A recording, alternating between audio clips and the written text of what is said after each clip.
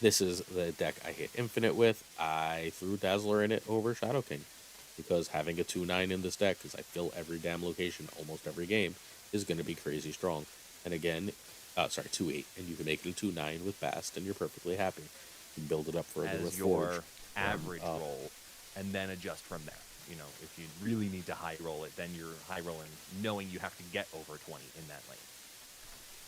Yeah, I think that's a good rule of thumb. I'd say maybe like 22 or something like that. Like, uh, Really, it depends on the deck build, really. If you're putting on a whole bunch of, Scar and Magneto and Destroy, sorry, not Destroyer, you wouldn't do that. And all of these other cards, yeah, sure. Then you can think you have a better chance at hitting that high roll because it'll hit 14, and then you have a better chance at hitting one of those large cards to go over it. But more often than not, your luck is going to probably always go against you. So just a guess around 20, roughly, to stay competitive, and then go from there. yep, I think that is safe. We also, so Destroyer got the 1 power buff, and then we got Viper getting a 1 power buff as well here. No comment, I guess. I mean, but I know the devs are still hesitant to drop her cost back down. And I get why, because I mean, we all thought about it when Havoc came out. We were like, ooh, we can turn 4 throw over a Havoc on curve.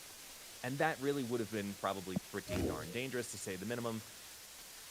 But I'm still actually kind of awful feeling about this. I still think it needs to be a 2. I think we need to introduce that to the community and let them do it for a little bit, because it'll be the fun thing to do a couple of times. You'll cheek out some wins on ladder, and then they'll go back to the top decks. They'll go back to the decks they want to play. It'll be a thing for a little bit, and it's going to hurt for a little while, but I think it's worth doing. But if you do it, then I think you go the opposite direction with her power, and you bring her back to 2, but you make her a 2 power. So she's a 2/2. Yeah, I think that's fair. Yeah, the card is just like so unplayable at 3. Um, like the Havoc, like I understand like that they changed it for like the Havoc combo, but and like the Havoc combo was kind of fun for a day, like when they let us play it for a day. Um, but like it wasn't like always good. There were a lot of situations where it was just not great, but again, like we talked about last week a little bit, like any strategy that like limits your opponent to being able to play their cards, I think they're gonna be like straying away from. So I get it, but it is also just like, it's kind of sad that Viper had to die for the sins of Havoc. Yeah. Yeah, and like especially with Havoc is kind of like an unplayable card. Exactly. I think you took the words out of my mouth. If Havoc had like really good play right now, I'd say then yeah, you've got something there. Then of course keep her at 3, because that would be too toxic. I don't think bringing Viper back down to a 2 would dramatically increase Havoc's metagame appearances. I think it would be cheeky and it would be fun if you want to switch it up and do something different. But he's not going to be the game-winning card that everybody thinks he's going to be if you Viper him over. So I would still like to see it. 3/5, great. Thanks for giving her a power. At least you gave her something. They did the same thing with Celine, but they went, in my opinion, the direction they probably should have gone from the very beginning, and they threw her 3 more power, so she's now a 1/2. And I love this now, because you asked me in the beginning of the pod, was there any card or any deck that you've been messing with since the OTA dropped? Celine is that card, because I had a very weird, interesting idea, which was to mess with Cerebro 3. So I've been tweaking around a Cerebro 3 deck right now, focusing having Celine in there with Black Widow, who sits at 3/3, Green Goblin as your primary target to gain and absorb all of that. Plus, then there's some extra cards in there that are not normally found in Cerebro, like Captain America, where you put Celine down into, now she's a 3. So I'm trying to find this mix of 2 power cards that can go on in there and not have it be the end of the world if something like your Iron Man gets hit by Celine. So everybody else is going to make up for the fact that he was brought down 3. Or when you play your Nico Minoru also in that lane, you can give +2 to your Cerebro in that lane with Captain America. So I'm working on tweaking a very cheeky, junky Cerebro 3 style deck. And it's a work in progress, but I think that that's the only, and Cerebro 2, of course, you could always do, but I see more downside to that than anything else. I think there's something here with her, but it doesn't add her automatically to the junk package of Hood, Sentry, and Alliance. Yeah, it definitely changes the whole way that you look at this card. Like the way that it was originally, or it seemed like it was originally intended with like just to, like fit in that junk kind of package. And it does sound like you're really cooking over there, guest. I want to see this deck in action. I might have to tune into the stream and see you pilot this because I'm intrigued. Always love to see a Cerebro deck, especially like a creative kind of one. But yeah, Celine getting a whole 3 power here in this patch. This is one of the bigger changes that we saw as well. Yeah, still not sure if this card is good or not. It's very interesting. Of course, it's still very good with the goblins. So if there is some kind of goblin deck that you can make, I'm sure Galactus decks kind of love this, I guess. Not really, because she's not buffing the lane that she's going to. She's used the same way. She's buffing the demons or the goblins to help you Galactus the lane, I guess, but. The same way, right? The -3. Oh, yeah, it's the same exact thing. Yeah, yeah. It's like stacking the Electro lane. Throw everything over there, and here you go. It's just hope. But then if you don't get Galactus off, then it helps you, because now it's actually 2 power instead of the -1. But yeah, I don't know. I'm not sure if this card is really so playable, but I'm very excited to try it out myself. I mean, I was originally playing Celine in a bounce kind of deck, and just like with Bast as well, so inflicting their cards with negative power and then basting my cards back, kind of like you were saying with Iron Man as well, I think. So yeah, I'm intrigued to see how this card performs now. I don't think it doesn't look like it's going to be like oppressive or anything. So yeah, excited to see a card get like a new kind of light on it, especially a newer card that we saw introduced to the game. Yeah, I hadn't thought of that with bouncing Bast. That could it's pretty fun. That could be a lot of fun. That could be a lot of fun. But she's also still a regular target for the other new 1/2 that came to the game, Electra. Oh yeah. Woohoo! Oh, hi Kyera, how you doing? I mean, it's still not a card that if you've been playing the game longer than a month, you wish to consider. And I like that the devs specifically say that we want something better for her. We don't know what that is, so here's a power. I actually have been playing a little bit with Electra before this change, not gonna lie. Because I have a Zoo deck, and one of the worst matchups for the Zoo deck is the Black Knight matchup.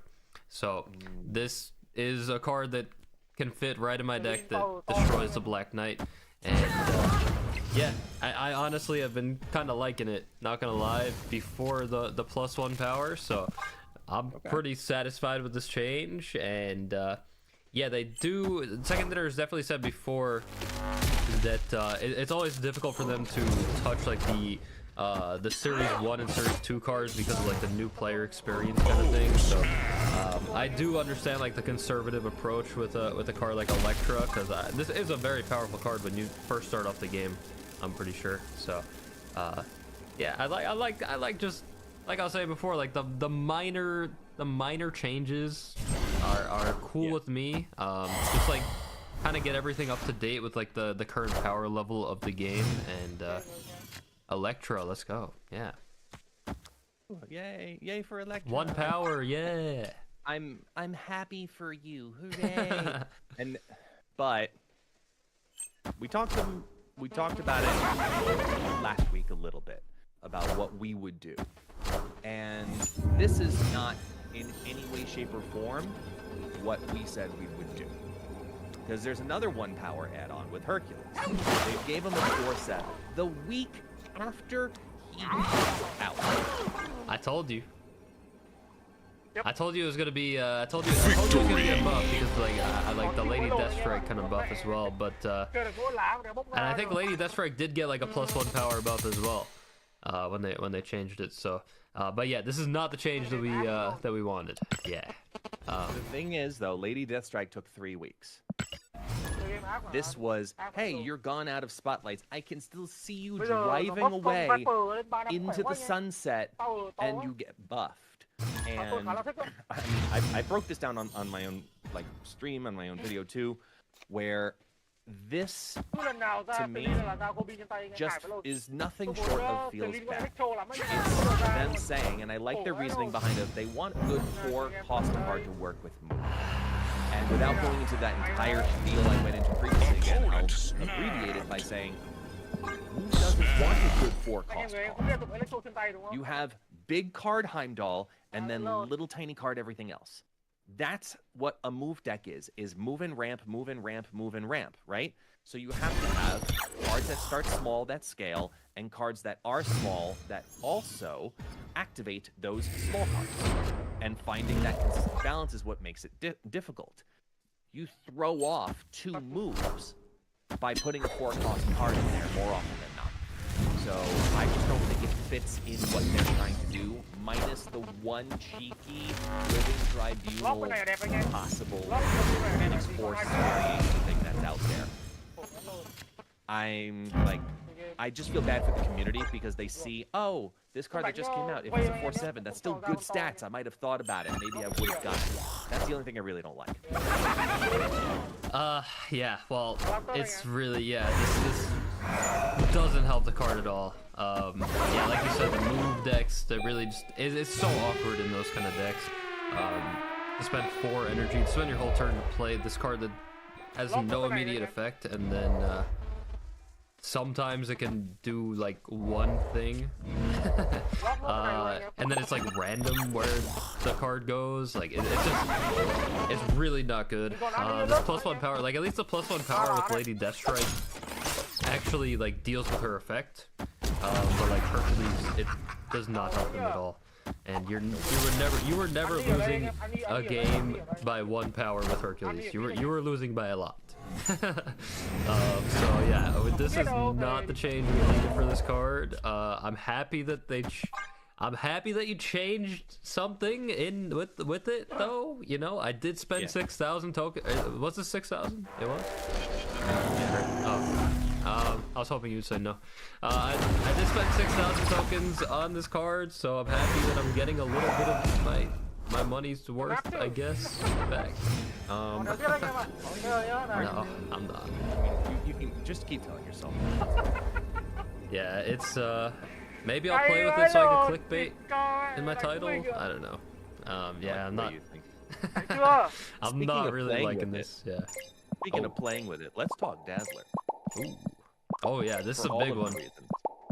This is fun. I am a huge fan of the Dazzler change of bringing her down to a 2-2, which gives her a ceiling of 2-8. And for what exactly you said a moment ago, Zoo, I think that this becomes a Zoo staple now at this point because she's almost guaranteed to be a 2-8 in the Zoo deck, and it fits on her, which is so important. So I am a huge fan of this in particular, whether it be with, you know, some kind of Cerebro 2 variation that doesn't fill because you just do Brood and then leave it alone, or whether you do a ongoing Spectrum deck that fills only 2 lanes, you're still getting that other +2. Like, this is really now. Oh shit.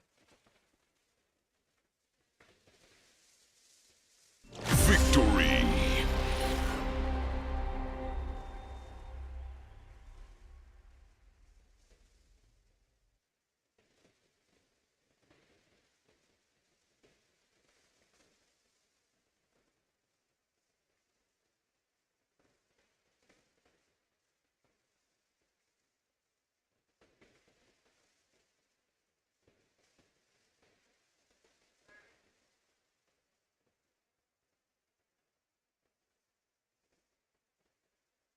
kéo camera anh em ơi.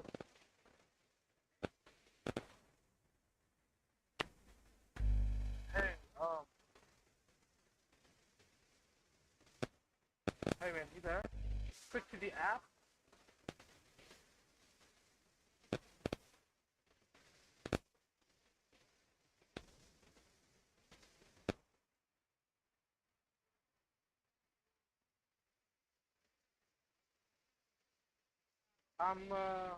Yeah.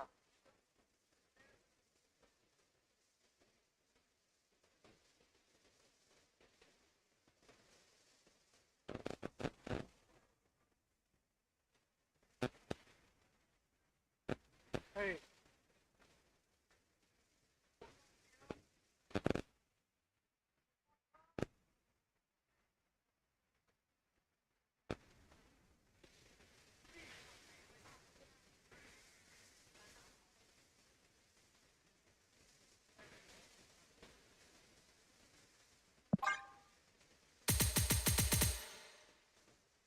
Ai bị bội, anh hay là người ta?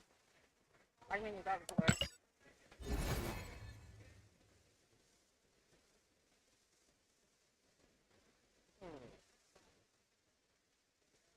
Hey, can you show me what's going on, G?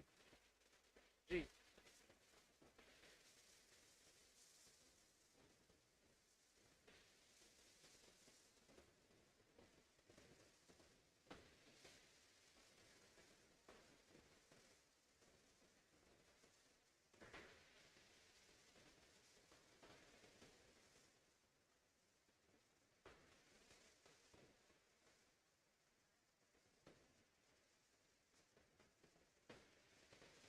Her in hand. Oh shit, Yeah. I'm here. I'm Okay, here. I'm then, here. yeah. I'm here. I'm here. I don't know. She Hey, hulks in can it.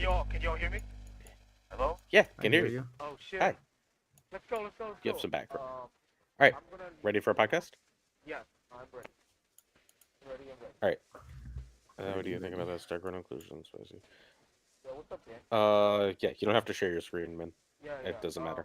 I'm at an internet cafe, so I don't have a camera right now. Sorry, That's fine. guys. You don't need a camera. Sorry. We're all just gonna talk about the stuff. No big. Yep. Ugh. We're gonna do Sorry. echo cancellation. There we go. Ooh. Yeah. What's up, y'all? Y'all been busy as hell, and it's only like 9 a.m. my time. All right, but it's 3 a.m. for Den, so let's then, get started. I know.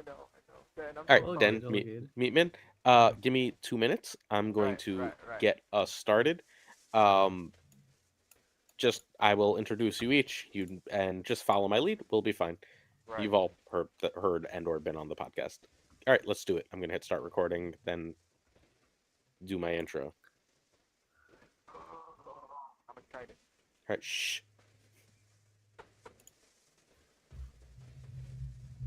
Hello, friends, and welcome to another exciting episode of All New Snap Judgments.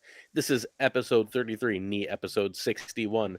I am joined today by two wonderful guests, as always, but as you can tell, this is Glazer. There is no Roy. He is away for the day. We are joined by Marvel Snap Zone's head writer, the wonderful person who is my favorite person on the entire continent of Europe. How you doing, Den? I'm doing great. Like, these intro are just the nuts every single time. Well, stop earning it. Den, how can our listeners/viewers find you? Most of the time you'll be sharing decks or saying stupid stuff on Twitter. Otherwise, articles on Marvel Snap Zone, and if they speak French, they can watch me play while being completely stoned from waking up.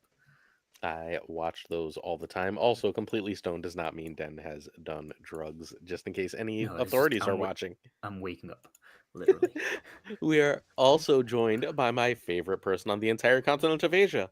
It is Min. How you doing, buddy? Hey, what's up, man? Going to do like an elevator pitch, or you can find me on getting something. On Want me to Twitter, tell them how to find you? I know all your socials. on Twitter, I'm at my Feng Shui Water. It's like with the G, Feng Shui Water with the G. And on Twitch, I'm Guido underscore in underscore the sky. And on YouTube, I'm Minh Nguyen underscore snap. Yes, I'm Vietnamese. I mostly speak Vietnamese to my Vietnamese audience, but occasionally I just switch to English. And you can hear me talk to Vietnamese all the time, just like my next like that. All right. Sounds good to me. So before we go forward, I'm going to tell our loyal listeners how they can check us out. Please, if you are willing, check us out on, well, first, you're watching this either on a podcast catcher. If you're there, please leave us a review on your podcatcher of choice. It helps us so much. If not, you're watching on the Marvel Snap Zone YouTube. Hi, enjoy. I also write articles for Marvel Snap Zone, 2 a week, although I think I might actually be missing one because we're running late tonight. So, generally speaking, 2 articles a week over on Marvel Snap Zone. I also, on my own YouTube, Snap Judgments Pod, release 6 videos a week with 3 brand new decks at the very least every single day. And we have Twitter, right? I don't care about Twitter. If you want to follow us on Twitter, feel free. It's Snap Judgments Pod. I kind of hate the app, but hey, follow the YouTube, leave us a review for the podcast. We'd appreciate it. All right, let us get started with. Oh shit, I forgot all about this. My bad. Oh, I'm cursing right at the beginning of a YouTube video. YouTube's gonna spank me. Okay, we are doing a giveaway. If you comment on any video over on our YouTube, Snap Judgments Pod, from this past Wednesday to the video releasing tomorrow, Sunday, you are entered to win a season pass. If you want Scar, you get Scar. If you want Black Swan, you get Black Swan, whichever one you prefer. Obviously, you have to wait for Black Swan's release. Um, we hit 8,000 subs, and I felt like it was a cool reason to do a giveaway. So we're pretty happy about that. All right. The Congrats. Thanks. It was pretty great. All right. The actual first thing we're going to talk about is we're going to talk about Meek Mike. We're going to talk about our current spotlight card. It is a 1/1 Series 4, 3,000 tokens. After each turn, you discard, if you discarded any cards, +1 power for each end move. Den, how's Mikey been? He's been okay in Discard Dracula. Like the thing I'm most sad about the card is just it really only fits one deck, so it's more about do you like that deck rather than is the card strong or not. But in the deck, it's been doing good stuff, and what I like the most is the fact that the discard synergy, apart from Ella, has always struggled to reach unplayable locations, and Meek kind of helps in that regard. So I've liked it. It's not nothing crazy, but I liked it. Min, what do you think? I've tried him in almost every single shell that he could be in, and he is best in that one shell with Ravona and what's that one? Bacon. I mean Dalton and Mobius. What else? Dola and Dracula. I think he's best in that one because you have multiple ways to discard cards. You can like play. You can what's that word? The 2/4. What was the name again?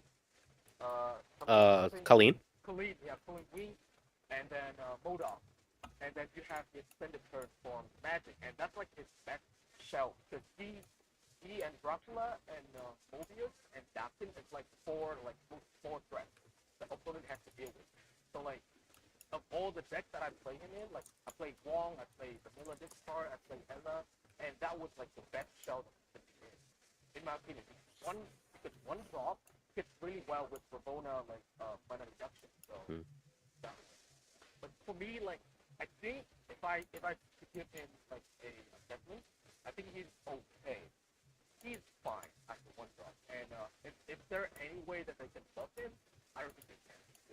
I think he's fine with what he is.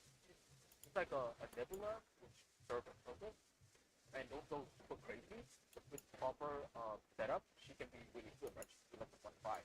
Also, I think he's just like nebula.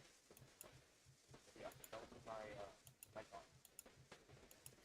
So I think he's mostly mid, right? Like he's a card that's fine in discard. Does he make discard decks better? Yes. Does he make them much better? Like, I'm not sure he's better than Iceman or Nebula in a discard deck.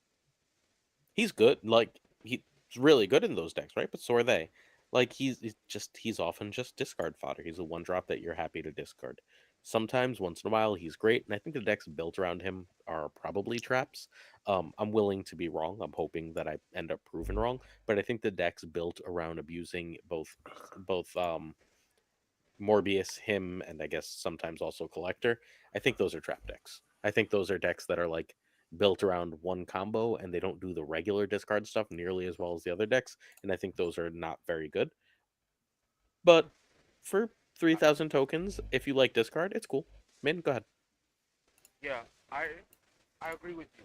The Wong combo deck, it's like so hard to pull off, and you have to draw it like in very specific order. And even then, like you get like easily messed up by your opponent just running one counter card. Like they can drop a Cosmo or they can drop Enchantress, and your plan is go into ruin. So like why would you do that? I feel like the deck that I mentioned earlier with Dakin and like more threat, it's like so much better, and it's not draw dependent because you have magic. Okay. Dan, any thoughts? Mm, if Nope. if someone no if someone likes this card, I think it's a fine buy, mostly because the card will get a great shot next month. Like next month, there are two discard cards that will be added to the game, and if they release as they have been data mined, I think a lot of people are gonna play this card next month. So if you have the 3,000 tokens and are hyped about the cards next month, might as well spend now instead of maybe spending them on something else and then regretting and needing Mike. So I think I don't think he broke the meta or anything right now, but I wouldn't like stop at what it is right now. He's gonna get a second shot in like a month or so. So a lot of my concern is, oh, sorry. Give me 1 second. A lot of my concern is like those decks are already getting tight on space. Like, do we have space for the new cards while keeping Meek in? I don't know, but there's an Electro with two discards and a decent stat line. Like that card is good enough to push its own deck, honestly. Yeah. But Yeah, like, yeah, do I want Miek in that deck? Go ahead, Min. yeah. No. I'm with Dan on this one, and it's gonna be like a new archetype where you have Leak as like a one drop because you fulfill the condition of him gaining power, and then you have additional mana. So it's gonna be a new archetype. But yes, go ahead. Okay. I'm willing to wait and see for that. I'm very excited for that deck. I want this card to be a package instead of a deck, and I don't think we're there, but I think with the next two cards we are. Yeah. All right. I believe we have fully covered Mikey by now. Let us talk OTA. I'm going to read a bajillion cards as fast as I possibly can, and then let's talk about Blob first altogether, and The then OTA we'll talk about challenge. the other cards. All right. So Blob is now a 6/0. It eats until it gets to the first card it eats above 15 power. So it's basically usually about a 620. Destroyer, like in that general area, it's hard to be exact. Destroyer is now a 616 again. Welcome back, Destroyer. Viper goes to a 3/5. Celine gets the Right. rare 3 power buff, so it becomes a 1/2. Electra becomes a 1/2. Dazzler becomes a 2/2. Hercules gets the weirdest buff ever, becoming a 4/7. And Dagger goes to a 2/0 but gets +3. Let us begin with the headliner, Marvel Snap's most successful card over the most recent bit, Blob. Min, tell me about Blob. Like the old blob or No, Blob now. What do you think of Blob after the OTA? I don't care about okay. old Blob. That card doesn't Yeah. exist.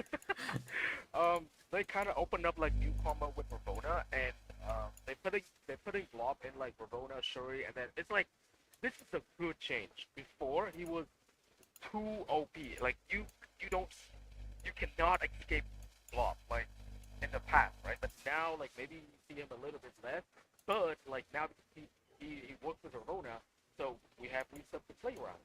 I love it. I love they change it. I think they um I should not be saying about like the testing team. I feel like they didn't test it enough. See that hey like maybe a 6-4 like this ability could break the game, but but, like I'm happy with the change, and I haven't gone around to play with it that much because the OTA was like what 7 hours ago, and now it's sleeping. Yeah. What about Okay. Oh, um, I tried to play a lot for this for before the podcast because it's late for me, so I basically had nothing to do with my evening anyway. And I honestly haven't seen that much Blob. I think I've seen like I probably played like I don't know 40 to 50 games I would say, and might have seen like five Blobs top. and 3 of them were still Thanos. So it's really always weird after an OTA. Like, I don't know if people are just comparing it to the old Blob and be like, ah, that's worse, and they're making the connection that worse Mm-hmm. equals bad when it's not always the case, or are just people bored of Blob and they want to play with other cards and they're going to come back to it a little later. But so far, like, I've seen a lot of people discuss about the card, and in my own metagame at least, like, the card was dead, at least like in terms of popularity. But I still think it's reasonable. I mean, the threshold is 15. Like 615 still puts it like amongst the biggest 6 costs in the game. Mm-hmm. And there's still Kyra to protect it. Some people actually believe, and I'm on the verge about this, but that it's better with Lockjaw now, because when you pull it early, you don't actually eat your whole deck and just are like, okay, my opponent snapped. Does that mean they have Shang-Chi and I should just leave before I'm gone? So I'm not like, I'm definitely not sold on the Blob is dead scenario. Blob is weaker, but that was the whole point of it. So like, that's normal. But I think like down the line in a week or two, maybe once we explored more and people just go back to Blob, I Mm-hmm. think it'll be a very decent card to play. I mean, he's probably the best 6 cost in the game, like he was before, but he's no longer the best card in the game. And I think that's probably a fine place for him to land. Any other card that gets his level of stats has some level of work to it, and Blob has no work outside of the deck building work, I guess. But obviously, you should play Yeah. cards in decks where they're good, right? And I Like mean, you should, we live in the internet meta. Like, yeah, you don't even have to build your own deck. Someone yeah. finds it and everyone Me, finds it's it. me. I find it. Yeah, I it is. find the It is. person who made the deck, and then I send it to everyone. So I have played 0 games. I literally got home from work and started this. However, I am lucky enough to have an active Discord community who I asked to test a bunch of OTA stuff. So I have informed opinions of my active Discord community and a bunch of my Snap friends. And Blob's still great. He's still a genuinely phenomenal and extremely powerful card. There is no doubt that he is great. He is significantly worse. He's no longer a solo lane winner automatically, which is what the problem was before, right? If Yeah, Blob went in a lane, It's healthy unless you for the had game. something That's healthy stupid, for the game. yeah, like yeah, but that's not good. Oh no no no! no, like I mean like now he's healthy for the game. Earlier he was like very Hmm. unhealthy. We don't know if he's healthy for the game yet. I'm not willing to go that far. He still might be unhealthy, but if he is, so I've got a screenshot from a friend of mine who used Wong on Blob, and for whatever reason, using Wong on Blob just doubled his power. Didn't eat anything else, just doubled his power. You can now Zola Blob, you can now Odin Blob, and it seems like these things double his power. Not sure if this is an early bug that's going to get worked out. I'm making no guarantees, but that seems good. That seems interesting. That seems different. Is Blob now healthy? I don't know, but whether he's healthy or not, um, he's healthier, right? for sure. Yeah, And right, right, he right. and he's still great. Like I genuinely think the best 6 drop is either him or Doom, and it's not close. I could put Magneto in the conversation, but yeah, overall I I agree. mean, Magneto's a step below. He's not like much worse, but he's worse. Bla- Plus I guess 9 power on Magneto's a Magneto is lot. more meta dependent. Like Yes. I could see Blob and Doom are just like, oh, I don't know which 6 cost to put in my deck, Mm. and just go like, okay, either is gonna be like, depending on if you're tall or wide kind of deck. Magneto is more meta dependent. So there's the lesson of those old high evolutionary decks, right? Where they ran Hulk and Doom, where it's like if you run one if you want to go tall and one if you want to go wide, and I think that's sort of where Blob lands. If you want to go tall and you have the right other cards in your deck, you play Blob with your Doom, right? Yeah, So Doom's probably better because Doom goes in all versions, and if you don't have the right cards, then you go Magneto with your Doom, and that's just how you play yeah. I I, I think like the deck that suffered the most from this change is the Blob Tribunal deck, it. which literally was just ramp, play Blob Tribunal, and win without caring one bit about what your opponent did during the game. Uh, Hmm. and I feel like over time, this deck really made people hate Blob. And I mean, it was It extremely was close to peak Shuri Sauron. It was literally do not care about your opponent, protect Blob with armor, Kyra, or whatever, and you're gonna win the game. And I feel like that deck being gone showed people like the nerf, but the way we should look at it shouldn't be like, oh, we can't play blob anymore. It's just we can't play completely stupid deck with blobs anymore. But I'm not there's sure if still that's true. well, Which which part? I'm Which always part? happy to be Which part, surprised. Glazer? Also, nice shirt by the way. I thank you. I'm wearing my anti-blob shirt, so since no one can see of our listeners, it is This a is so Shang-Chi shirt. But okay, so I'm not sure if Blob is going to be healthy. I think there's a reasonable chance the doubling Blob's power thing ends up being completely insane, just like it was before. Right. Yeah. And I don't know how consistent that's going to be, but there's at least three ways and a fourth way coming very soon to do that, right? What are you talking yes. about? Wi- Oh, Grandmaster. God damn. yeah. So God damn. given that that's the case and that Taskmaster still exists and that now this can be Ravona'd, I'm optimistic, but I'm cautious. Right. Right. So. Also, Mystique should be able to copy Blob's full text, right? It just gets, Oh although my it, fucking god! I forgot about that. Oh so my will Absorbing god. Man, by the way. Although I don't know if it eats the rest of the deck or copies weirdly like Blob does, right? There's still testing to be done before I figure Well, out how powerful or not this is. Rogue was eating from your own deck when you Yeah. did it, Yes, so I'm guessing Mystique eats, but because it's not the same Oh side, my I'm not sure. god. right, because there's no reason for Wong not to just make it eat the rest of your deck, right? Yes. And we know right now, or at least our visual evidence right now, says it doesn't. And thank you to Models for testing that out. Like a bunch of people did, but Models got me the screenshot. So like I know I saw it. I can with the deck tracker on, so I could see exactly what was left in deck and eaten. It doubled his power. Oh my So god. yeah, something's happening. Let's see how intended. Let's see. But I can easily see if you can get Blob to 20 and then you like if that's on Wong or if you Zol it and it becomes 40 and that's a consistent thing, I can easily see that being every bit as broken as it was. Right. Yeah, And it's on just gonna that, be the new Black Panther kind of thing. or Yeah, new except Black Knight. easier. Yeah.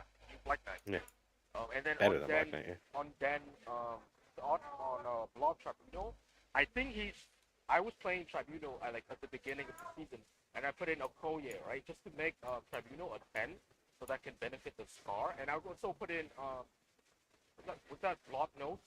That was like Block Notes, Lockjaw, Tribunal. I also put in Blue Marble. I'm sorry, it's a little loud here. I'm at the internet cafe. People be talking. It's okay. Um, Keep going. yeah, and right now in that shell, I tested a little bit, and he's still good because my Okoye can trigger multiple times on Lockjaw. That gives my deck a huge boost of power, and then Block can just benefit from Yeah. that one. And then I play Tribunal in the last turn, and Sakar if I ever get Tribunal for my Lockjaw, my Tribunal is 10 or 11.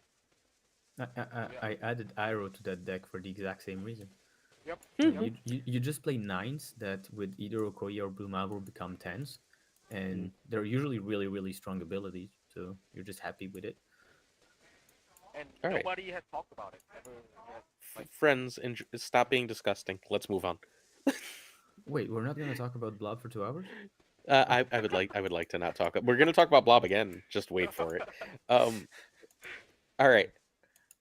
Okay. Um. Let's take the following cards together, and then I want to talk about some of these alone. So let's go Destroyer, Viper, and Electra. Do you have any thoughts about those three cards? I think Den. Electra is pretty good in decks that really need to kill some one costs, but can't wait to do it because they believe Kyra is still a very popular card. Mhm. Uh, so, for example, if you see a lot of Inchinot and they're playing Kyra and you're tired of it, I feel like Electra is a decent bet against the Sunspot, Nebula, and everything. Well, before as a 1-1, she often wasn't considered at all in that role. As for Viper, unfortunately, because Celine isn't a valid target anymore, I just feel like she doesn't have enough help, and I would still run an Eyeless. So to me, Viper is the most disappointing one of the bunch so far because the problem is the opportunities more than the real power of the card. I mean, of course, if they make a 3/8, I will play Viper as a 3/8, but not because of the ability. Mhm. And Destroyer, I didn't feel much of a difference because usually it was the ability. but I've seen more of it. So maybe you reminded people that you can build around Destroyer, and that's usually what buffs are about. Like, it doesn't necessarily need to make the card completely broken, just needs to make the card see more play. And apparently that's what happened with Destroyer, so that's probably a good buff. Min? Right. No Min Yeah. for right now. Yeah, Oh, no, he no, is no. here. Yeah. Good go. Go for it. So I'm with you on the Electra. Like Electra is a decent like card right now into like any of the good one cards that potentially don't have. I mean, don't draw Kyra or don't drop just don't drop Kyra on you, right? Like she's good in bounce, but you can use her multiple times. She's good in that's it. I think. I think it's better if they put her into like 1-3, right? That'd be like she will be like immediately seen everywhere if she's 1-3. That destroy a one card. Right now she's like okay-ish take part in the meta, like you say, right? And I have to disagree with you about Viper because I kept Viper like a bunch before the podcast, and oh my god, 3-5 is so good, bro. I know it's only one power, but like it makes or break.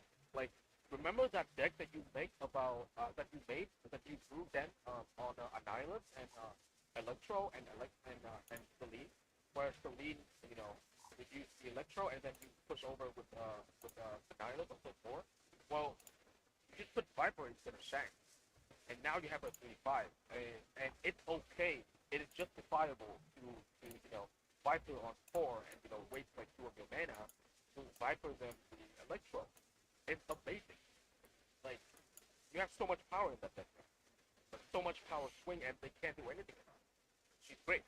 Um, and with the Destroyer buff, I mean, we're gonna talk about like the power of 6 cost, and I think it's decent-ish for Destroyer.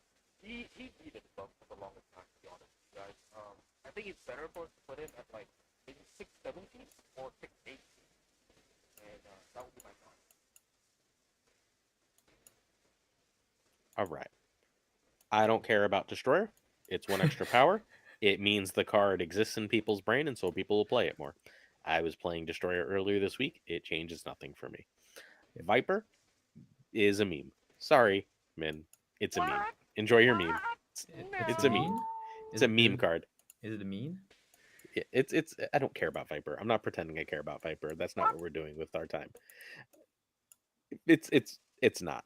Like Poor it's just Viper. too expensive. The tempo of playing a 3 over a 2, I think, is always going to make it like a card that's just okay and never great. Should I I do interrupt you? agree. I would rather have the 2-3 Viper back than the 3-5 Mhm. Viper so far. I'd rather have a 2-3 Viper than a 2-2 is better. 4-6 3-6 Viper. Ooh, I At would 3-7 it starts to go back, I think. Okay, Oh, but like, if hear me they out. put If the Viper at 5 is so 3-7, I'm good gonna play though, that. top 5 is so good though. Come on. Yeah, I don't think so. I'd rather just play another 3-5. It's not like there aren't 3-5s for me to play, Just right? play. Yeah. Like it's not like I don't have Polaris and Spider-Man and what's the third one? I think There's that's the one more. biggest problem for Viper is just the ability is way too niche compared to other cards in the game. All right. Electra has one use for me. I like the Inshina use, but the real use for me is just, is it a Black Knight meta? No, it's not. Thanks. You play Black Knight on 1, I play Electra on 2. You better see Blade. Have a great day. I haven't seen that interaction yet, but I played a little bit of Bounce with Electro and I haven't encountered Black Knight, but now I'm gonna wish I will. So one of my working theories that we'll talk about later in the episode is that Zun's deck, the Black Knight deck, will rise in popularity again soon. I don't think it's great anymore, but I think it will rise in popularity again because Why? everyone has the cards for it now. Yeah. Why don't you think it's great anymore? Because they know how to play around it. I think it's too finicky, and I think there's decks that answer it relatively well. I think the way that Loki is being built beats the shit out of it right now. Yep. Yep. I agree. All right. Okay. How about the league? Celine, ready? We can review Celine quickly, but I mostly want to talk about so I'm trying to wrap my head around this. I don't have a take yet. That's why my article is taking so long, because I want to write about this, but I want to like actually be able to consider it fully. And like I'm really struggling given the amount of free time I don't have right now. So Celine marks 13 of 17 cards that have been changed between September and December. There are 4 cards that they didn't change. Nico, Man-Thing, Havoc, and Shadow King. Not Shadow King. Blah. What's his stupid name? Sebastian Shaw. So every other card they released in that 4-month period has been changed, and already one of the January cards has been changed. When you say changed, it's not necessarily buffed or nerfed. It's like But buffed. buffed or nerfed. Every single card has been buffed or nerfed. Being touched. Yes. If you watch Yeah. Glazer like the video he put out like a couple hours ago on OTA, you see that. Yeah, I always watched Yeah. it when I was. But I don't know what my take is yet, which is the problem. I know that something about it makes me uncomfortable, but like it's hard to deny that every single one of those cards is in a better position than they were when they started. And maybe the problem is card acquisition, and maybe the problem is that, and I don't know where I'm going with it. Oop. Man, we're getting some feedback from you. Like an echo. What do you mean by that? No, like I don't know. It's feedback. It's like sound in your background. Yeah, like there's a plane near you. No, Yeah. no, there isn't. There isn't. Hello? Is that I know better? there isn't. Is it better? Oh, yeah, it's better. It stopped. Okay. But all right. So, what the hell do we make of them changing all these cards? And as you're talking about it, please feel free to talk about Celine. Go ahead, Den. She's been muted. Go ahead. Well, I'll start with Celine because I feel like it will work for a lot of other cards. Is I feel like they're making them simpler to understand and then simpler to play. Like I don't necessarily think 1-2 Celine is stronger, but I do think 1-2 Celine is more appealing, easier to play, and will lead to the card overall. Like if we look at global stats, look at a better Celine. But I feel like they released a lot of niche cards recently, like over that period that you mentioned. And the problem is we had so many good generic cards that we could fit in a lot of decks. I mean, Zabu is still probably the most played foundation in Marvel Snap. That niche cards, unless they literally break the game, are often regarded as nah, it's too complicated. Nah, it doesn't work. Nah, it doesn't beat Dorkok. It doesn't beat Thanos. It doesn't beat Loki. And I think they're slowly making cards like easier to understand and more generic as a result. And I don't know if I like it. I like the fact that it's gonna mean more cards are played, but I don't know if I like this as a general direction if this keeps going long term. Min? Man, that's really complicated. How can I follow up with that? I'm just saying that I tested Celine a bunch, like before the podcast, just for the pod, right? And she feels great because 3 powers, different. It's so good. It's like she's not dependable on you drawing Annihilus, on you drawing Viper. Yes, the Viper is the anymore, and she can just hold her own lane. If that makes sense. Like if she hit a hood or a goblin, any goblin, right? Her value just goes like exponentially. She's good, and I understand where you're coming from on like making the game point the card less dependable on specific combo, and that's like a good direction for any of the game, right? You need flexibility. You don't want it to be too rigid, and they did say that in the patch notes. I don't know about the level of transparency that they're giving us with this one, but they did say that they designed for these to be specifically work with Viper and Black Widow, and that didn't work out because nobody played those 2 cards. They're dead, right? Well, they killed it before it Yeah, happened, right? exactly. It would have. Exactly. It would be too OP too with beat bounds and all that, right? So now like kind of like maybe I hope they learn their lesson and think that hey, maybe designing 3 card combo deck or 2 card combo deck is just a little bit too dependable on future patches. Even they don't know that what the card's gonna look like in a week or a month, right? Like I'm giving them 2 weeks. Right? I'm giving a grace period of like 2 weeks. They don't even know what the card is gonna look like in 2 weeks because like what's that word called? Fundamentally, right now, what they have is they have too little testing. Like they don't have a beta environment where a bunch of players can come in and like test stuff out for bugs and for interaction. Yeah, they have like a really small testing team, I believe, they're an indie company, right? And sometimes they give out like testing for into content creators, and that's that. And I don't think a few people can compete against like millions of Snap players worldwide. Yes, that would be my thought on this Celine and on the 17 parts and being up and nerfed. I can't really pinpoint exactly how I feel about it, but I would say that I mean people already like talk about how consumers like shut on like spending parts and everything, right? And we're gonna talk about it in a little bit, and I'm gonna go ahead and tell you guys that my Vietnamese players who are very lacking behind compared to sorry, I can't speak English right now, the international audience. They're just complaining every single day that hey, like no, not complaining, but like actually every day I get like what like maybe 20 to like 30 comments and like questions like hey, should I open my key to get this? Hey, should I spend my token to get this? I know those resources are so scarce, and like we don't know. I can't even tell them like hey, like if you should get this or not. I don't even know like what the card is gonna be like next week, right? I'll just answer them that hey, if you like playing it and you have the money cards for it, then you get it. But I cannot guarantee you it's gonna benefit you long term. It can only go for like a week. You have fun with it for like a week, and that's that. Right? Oh, that's not fair. Almost every card but Elsa lasted at least a month. And Elsa did not deserve to last a month. That was what I was waiting for after your first sentence. Right. Go on, guys. Go on. Shoot it. All right. Okay, ready? Let's start with Celine because I think I formulated a take. I finally have what I think I want to say. All right. So Celine is good now. I'm curious if a package exists. It depends how much Annihilus is in the meta. But if Annihilus isn't in the meta, you can conceivably run Celine and 2 goblins and just like as a package in a deck without anything else that has to be there, right? Like that seems like it would be really good. For example, a Werewolf by Night deck. I mean, I think there's a package that already exists. It's Ravona, both goblins and morph, and that's really good with Celine. There you go. Now throw Celine into that, right? And then you have the full package. Great. That now it's a 5-card package.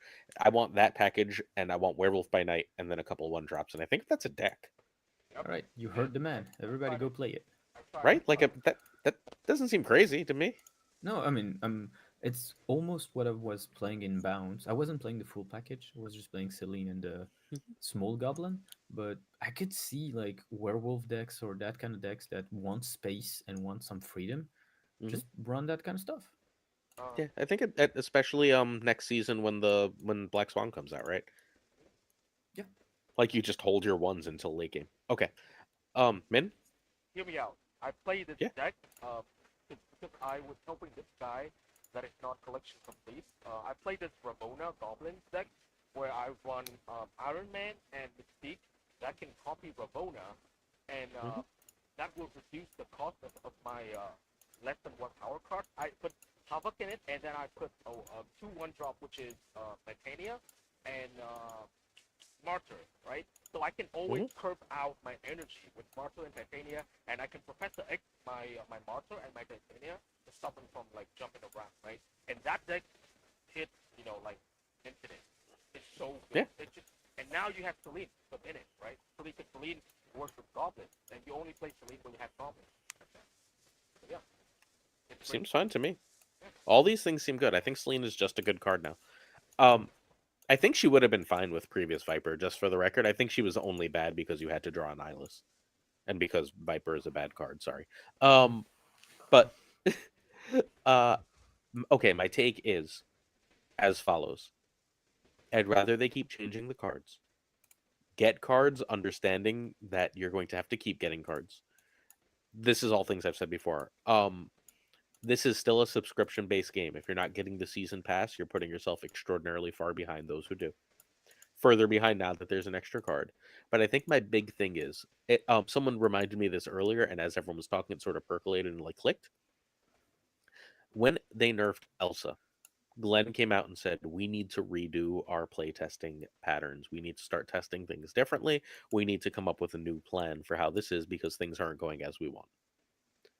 Well, assuming that they've always been a month or two in advance, we're just going to start getting the cards with that new playtesting pattern, right? Because if they decided that in mid-October, they probably didn't start implementing until November, December, right? Which means they're probably testing February-ish cards with this new system, which means we're still Probably. operating under that old system. At least logically, right? Maybe January, but like there's almost no chance that December. So maybe January is the new system, right? But like nothing has been completely stupidly broken in January, at least thus far. Not yet. So it's possible that this is a thing that got solved and it'll just be numbers tweaks from here on out, and we're just still like feeling the after effects of the previous system. And I think given that like and like hey, we're content creators. Both Den and I have spoken to Glenn. I don't think like just having spoken to Glenn, it seems like he kind of just wants to make a really good game. I don't think you know what I mean? Like his main concern seemed to be finding interesting and cool things to do with the game, not like min maxing everything to the nth degree. Yeah, I And agree. like I don't think he like I don't think that like they're like I don't think Blob happened to be like haha you have to get Blob. I think there might be an argument that they did that with season passes for a little while, right? Except that everyone thought Loki sucked. So it gets really complicated, right? Like it's just this is hard. This is hard. I think I'm willing to give them leeway until at least the end of February because I can't imagine there's the new system taking longer than that, right? To see if this continues. And if it doesn't, then I'm perfectly fine just chalking this up to a rough patch that we've moved past. Because like the Hercules buff that people are complaining about, it's one power cooldown, right? Like People are complaining about Hercules being yeah, buffed people are like, oh my god, as soon as he left spotlights, why would they buff him now? And it's like, well, because it sucked. What yeah.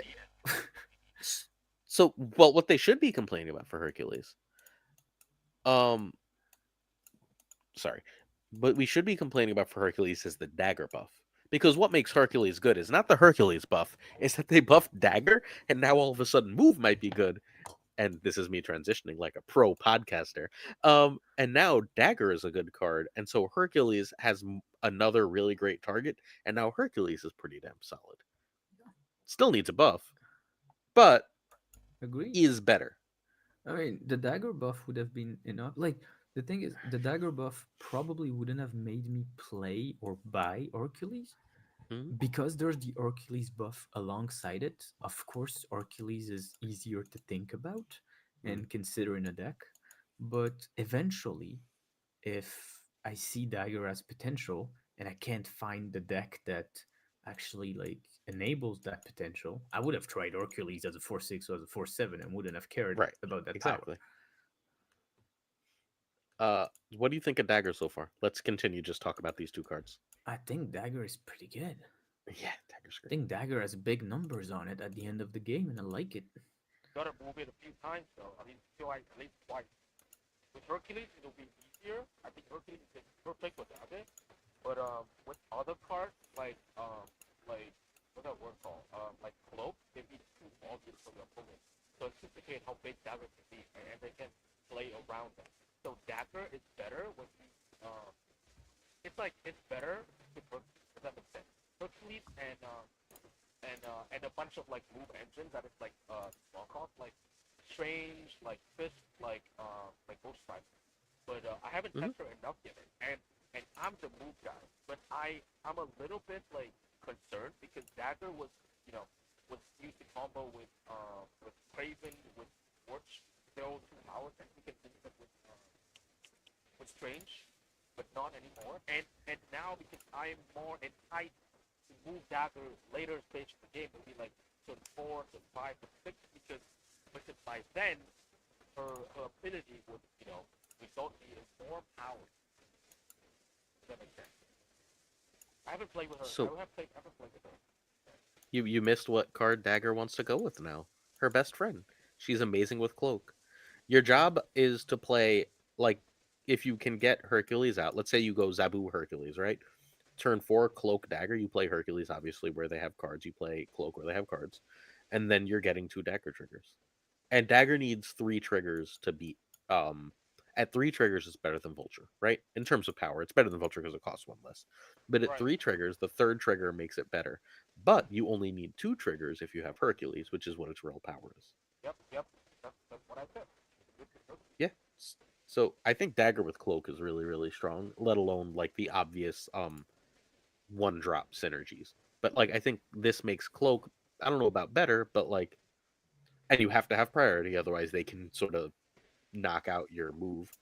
Um, but it makes Dagger better than Vulture, and I think that like in Phoenix Force decks in particular, that Dagger is going to be like an especially powerful card. I think that move is probably at the verge of tier 1, if not actually tier 1 right now. We're gonna test it. I'm gonna move that. So, and Den, you played move. How did you find it? I find it much better than it was in the past, for sure. And I actually did kind of what you did, kind of what you described with just like Beast in the deck. A ton of ways to move, like the Ghost Spiders, the Iron Fists, the Cloak, Hercules. Then we had like Human Torch, Dagger, Vulture, Aimdol. And the only thing I was missing in the deck was kind of like a way to annoy the opponent a bit, because the deck kind of feels like he tries to play alone a lot. And Marvel Snap still is a game with cards like Shang-Chi, with Shadow Mhm. King and that kind of stuff that yep. sometimes reminds you like you're not alone and your opponent could completely destroy you with a few points of energy. Yep. But apart from this, I feel like once we'll find some balance and we'll be able to slot in, I don't know, a Leech, uh, an Alioth, a Doctor Octopus, like these kind of cards that Right. Right. Right. can protect you from opposing Shang-Chi. Right. comebacks. I think Move has some serious potential. I think I said this before, but in the Phoenix package, you only need 3 cards, right? Phoenix, a move card, and a destroy image, and that's it. And everything else is like super flexible. And I agree with you. I put Elias in my Phoenix deck. I put Legion in my Phoenix deck. I put Sandman in my Phoenix deck. I put Leech in my Phoenix deck. I put all the good 5, 4, 6 drops in my Phoenix deck, and I try them all. Right? I'm your Phoenix guy, so I'm like kind of excited to put Dagger in it, but at the same time, like, since the Phoenix package benefits the most from Multiple Man and Torch, so I'm a little bit skeptical on that one too, because Dagger, I Oh, have to remind you it that, works. yeah, that I know, but Dagger like kind of depend on your opponent to kill their board, so Dagger can be good. That makes sense. And even then, right? Like they know where you're gonna move Dagger into to benefit the most, so it's like kind of predictable in a way. But yeah, we'll see. Yeah, I could see that. We can do some testing on that. Not now though. I mean, Safety has the deck that had Dagger and even before. She's still your third option for that deck, but she's fairly easy to get up to like 40 power if you have Hercules. So, like, Now, I don't know, that seems like it's fine. tonight I had a game where Project Pegasus revealed on turn one. Mhm. My Infinite opponent played Infinite, and Dagger outpowered it. Yeah, Wow. that's Crazy. not surprising. +3 is a lot. Like, welcome to the rules of Marvel Snap, right? Yeah. All right. Yeah, like Uh, we can do things. all right. Yeah. Last thing to talk about, and let's do one sentence each because we got to move on because we have 20 decks to talk about. Right. Right. Uh, Right. Right. Dazzler, give me one sentence about Dazzler, Den. If it doesn't work in Thanos and Going, it probably won't work in anything. Maybe Iron Patriot, but so far she's the very appealing yet very disappointing card. Like she's the card I wanted to see the most work, and so far she's the one that doesn't. So Min? I I'm agree. sad. Do that. Go boom. That's it. It's gonna do more testing. One mana. I mean, one energy left. Like so good. But we'll see. We're gonna do some testing and see how she par up with like the top tier deck. But like one mana. Really good. She's going to be great in bounce. I'm going to play her in bounce. Like my Hit Monkey style bounce. I can just drop her on 2. I have a 2/8 for that location. It'll be fine. Sometimes a 2/9 if I bast her first. I fill every location in bounce basically every game. I'm not worried about it. Great. Do that. Go boom. So, I don't know what you just said. I'm sorry. I said zoo, like zoo deck. Yeah, no, Yeah. bounce. I don't screw Zoo. Zoo's not good. Bounce. No. I always consider like decks that fill all Yeah. the 3 lanes zoo decks. I just don't, yeah. It's bounce, But yeah. but also kind of zoo in a way. I mean, Bast, Mysterio, Hitmonkey. If a Dazzler is on the board, that's usually plus 8 power, right? Like, it's just at 2 for 8 is a lot of power for a bounce deck. They were running bounce decks were recently running Havocs as 2/8s, and I think Dazzler is a better 2/8 than Havoc for those decks. I agree. I will wait for the tweet. All right, I'll get to it. Let's move on. All right. We're doing the top 10 decks in Snap. This is going to be purely freaking speculative. We usually like start with a whole bunch we agree on. But hey, the OTA was, as of recording, 6 hours ago, something like that. So They did get we're it pretty early. that's fair. But like we couldn't test it that early, right? So like let's go. We're going to talk about these decks. Our first the top 10 last time, we entirely missed the Thanos meta, was Loki and then Evolve Doomwave, then move Goliath. And just so you know where we were last time we did this. What was the date we did this? It was, I don't know, Yeti was on with us. The I'll Levy- find Oh, it for okay, you. that's- the Levy- I'll find it. I think it was November. I wasn't. We couldn't make it work in December. Yeah, it was. We definitely didn't do it in December because we Yeah, but completely then missed Blob Blob. wasn't out yet. We Blob didn't wasn't out. miss- Yeah. Well, I'm not saying we missed. We missed like that meta. Not we Oh, missed I- it. Like forgot it. Wrong missed. I thought you meant no. like we missed it, like we didn't call it right. No. It was coming soon because I think that's why Darkhawk was so low. But neither here nor there. All right, the 20 decks, and we're just gonna list all 20, and then we'll get to actually like talking about them. 1 is Black Knight, 2 is Bounce, 3 is Bounce Move, 4 is Bounce Annihilus. Yeah, I like Bounce, sorry. 5 is Cerebro 3, 6 is Darkhawk, 7 is Destroy, 8 is Discard, 9 is Discard Combo Miek, 10 is Evo, 11 is Galactus, 12 is Hella Lockjaw. Then we've got Inchinaut, Lockdown, Loki, Move, Ongoing Tribunal, Phoenix Force, Shuri Scar, Sarah Control, Sarah Monkey, Surfer, and Thanos Jaw. Cool. Let's go. All right, our first deck let's talk 2 at a time as a general rule. We are going to talk good cards Black Knight and my favorite Easy Bounce. So good cards Black Knight is the Zun's deck. It is the deck that runs Black Knight along with the Sarah control package, and I think now most of the time it runs Scar over one of its tech cards. The Easy Bounce deck is the deck I hit Infinite with. It's Bast, Hitmonkey, Bounce. It puts 25 power in every lane. It's stupidly consistent. What do we got? Which one's better? Bounce better than Dung. Just not draw dependent. Not draw dependent. If Dung don't see a Sarah or Sabu, dead. Right? The Black Knight deck is dead. I played that deck so many times, and I coached so many people on that deck, and the deck is just very draw dependent. You just retreat a lot, and you win when your opponent is like kind of unexpected that you can output so much power on the 6 or 7. That's it. But the deck is very consistent. Bounce is better. I play Bounce a lot. Not a competition game. Den? I think I'm picking Black Knight, but I think I'm just biased by the fact that I'm not seeing Bounce and I'm seeing a lot of Black Knight. But I've never been impressed with Black Knight, to be honest. So Yeah. Can we be the one that just chucks Black Knight? Let's keep Black Knight above this Bounce, but I don't think Black Knight's gonna make the list. yeah, like I have other bounces that I will put over Black Knight for sure. Yeah. So I love this Bounce deck, but I need to test it. Blob killed it for a little while because this deck just could not handle Blob. Oh, Alright. you had Shadow King, but you had Prio. Yeah, so it but didn't work. you usually had Prio. And even if you didn't have Prio, it was just you were like, where are they gonna shadow? Where are they gonna drop it? Yep. Like, and you had to waste your Iron Man other places because like they were dropping so much power. It was annoying. It was a very annoying matchup.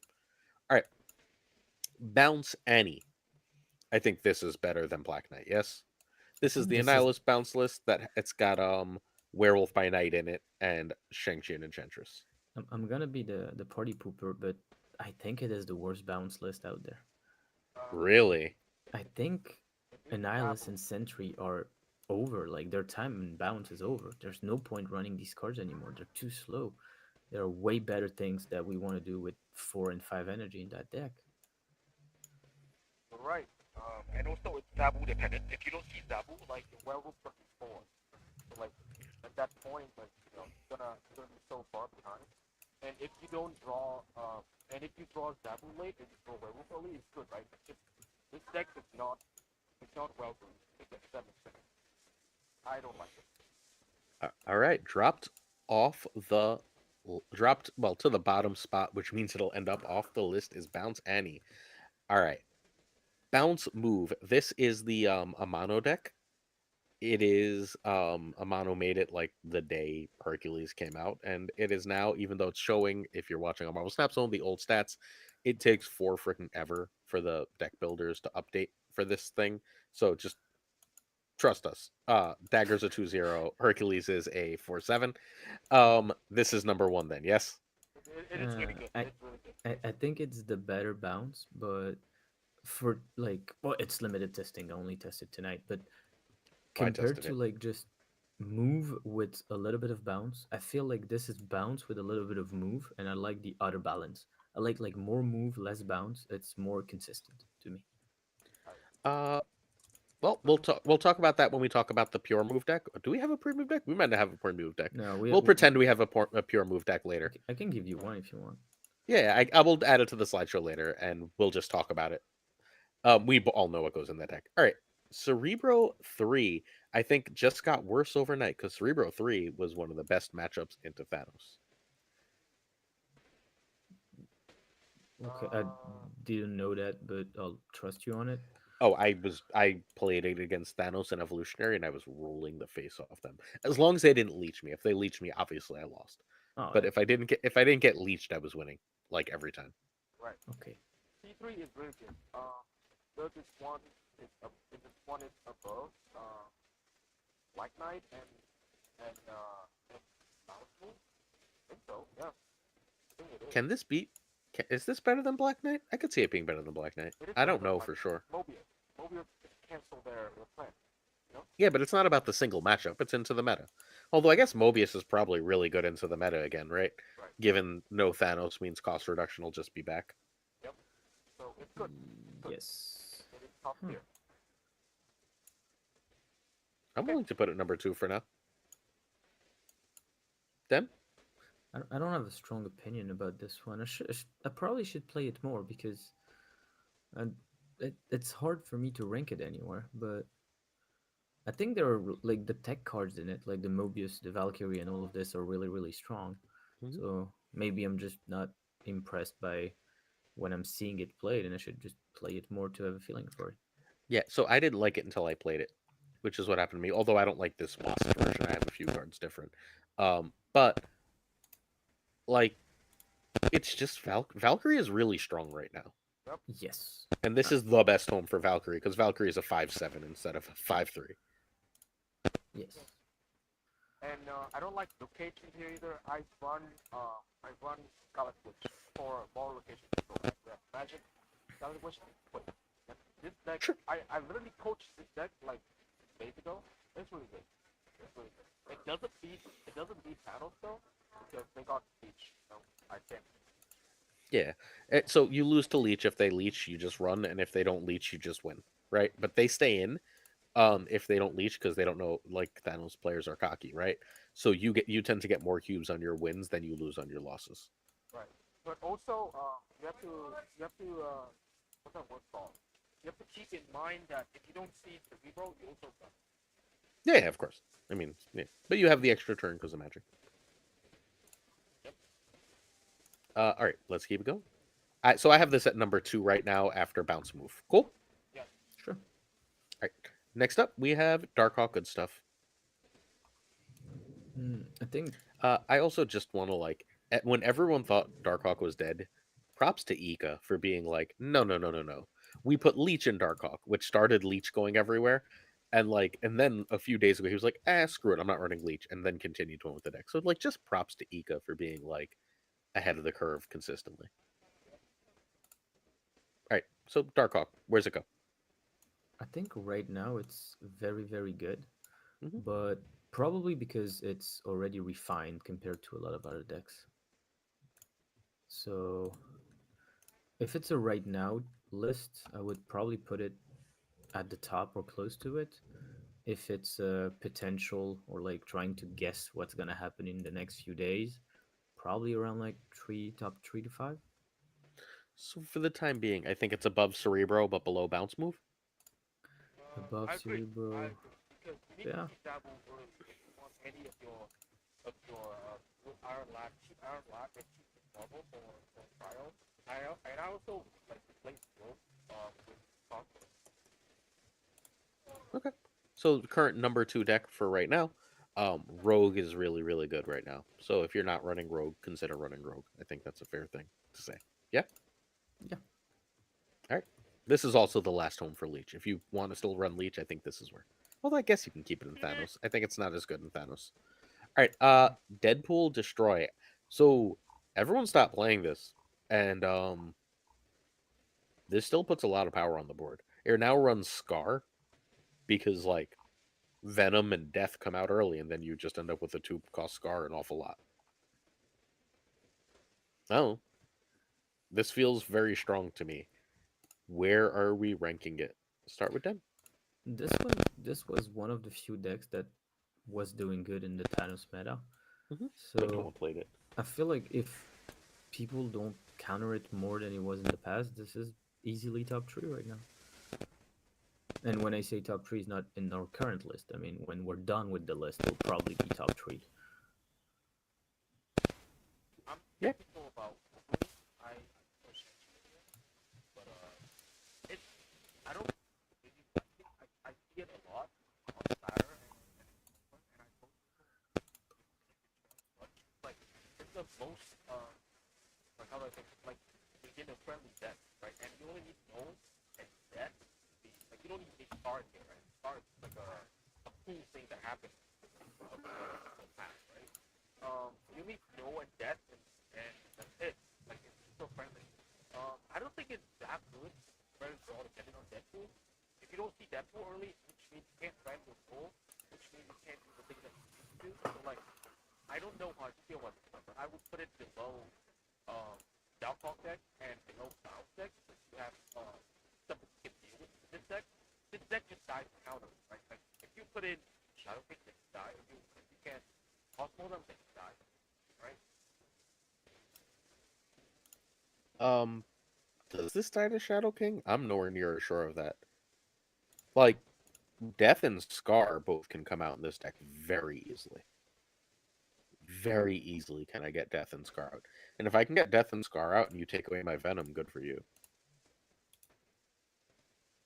Like Right. against most decks, Death and Scar are lane winners. And I still have Null, and now that and Null is back to being the biggest thing in the game. Like I said, right? Need Deadpool to rank out so that you have bigger Venom and bigger Soul. But if you an experienced player, right, you can just Shadow King the Deadpool and then that's it. I mean, I don't think Shadow King the Deadpool kills them. Like, you better get it early right. And like I just don't think so. I just don't agree. I don't think that works as well as you think. I think that Scar changes the math enough to make it difficult. I'll put it below Dark Maul. I think it's number one right now. Yeah, I think amongst the ones we have, like, looking at the past performances, we kind of have to respect this trade. Yeah. Look, I don't like Destroy and I don't play Destroy, but this is the best Destroy has been, in my opinion. Also, it depends, like, which part of the ladder we're looking at. But I I think, mean, like, generally the speaking, infinite into like high infinite, right? Like top, I don't know, 1,000-ish. yeah, then I think, like, outside of the very, very top where people have a very deep understanding, Mm-hmm. I think Destroy is gonna get you wins one way or Yeah, another. I think it's boring, but I think it wins. All right, I don't Kind like of this. Destroy. I've never liked That's kind Destroy. of the staples that they'll always be there. All right, discard. Does discard? All right. Where does discard go? Is discard better than bounce right now? Nope. Didn't think so. Either bounce, no bounce. I think right now, like, what do we have on the list? It's the bottom card. The bottom deck is any bounce. I think discard is worse than any bounce. Yeah, it's in that category. Like, it has potential, but it can fizzle and be very disappointing. Like, it has really good high rolls, and with Meek, the high rolls have gotten better, but it's not there yet that you could make a claim. Like, for example, if a tournament was organized tomorrow, I don't think Discord would be a very played deck in that tournament. Yeah. If I'm being nice, because otherwise I would have said I don't think anyone's gonna bring Discord at all. One person will, but it's fine. There was a tournament, and they bring. There was a tournament like earlier about time Yeah. Joey booked it, and they brought a bunch of discards with them. They performed pretty well. So discard. So, okay, that's fair, but I think discard strangely had a really good matchup into Thanos, and it doesn't really have a good matchup into the field. There is a chance the OTA actually heard it. Like, Yeah. Discord doesn't want a diverse metagame. Discord wants 3 opponents and just outpoints them all. Yep. Agreed. This deck is pretty good though. I like it a lot. I think it's a fine ladder deck for Infinite. I don't think it's a great ladder deck for post-Infinite climbing. Yeah, same. I'll have a ton of fun playing it in Conquest and in ranks I don't care about, and I will probably never queue it when I really want to climb. All right. And then the discard combo, I think, is worse than regular discard. Yeah, Yeah, to me, Discord combo is fun, and it's gonna get you a lot of tweets, but that's about where it ends.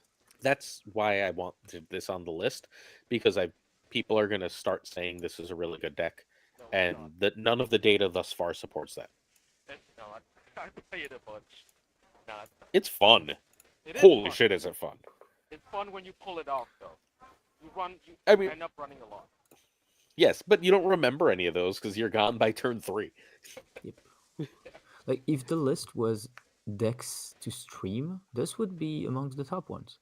Yeah, and Destroy wouldn't be off the list because, ugh. Yeah.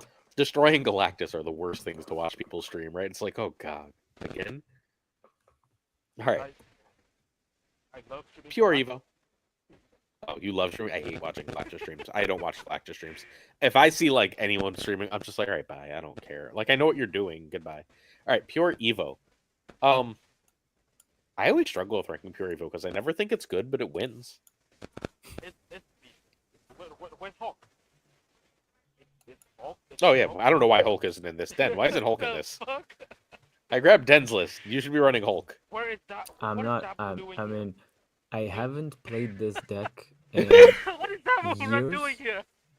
like. Look, this is what appears to be doing good in the stats. There's a lot of decks that I don't like, Yeah, and I I get just it. I get it. respect the stats. Yeah, that's And it. I didn't So- say I respected the deck. Can we put this above discard combo, but below regular than discard, and move on?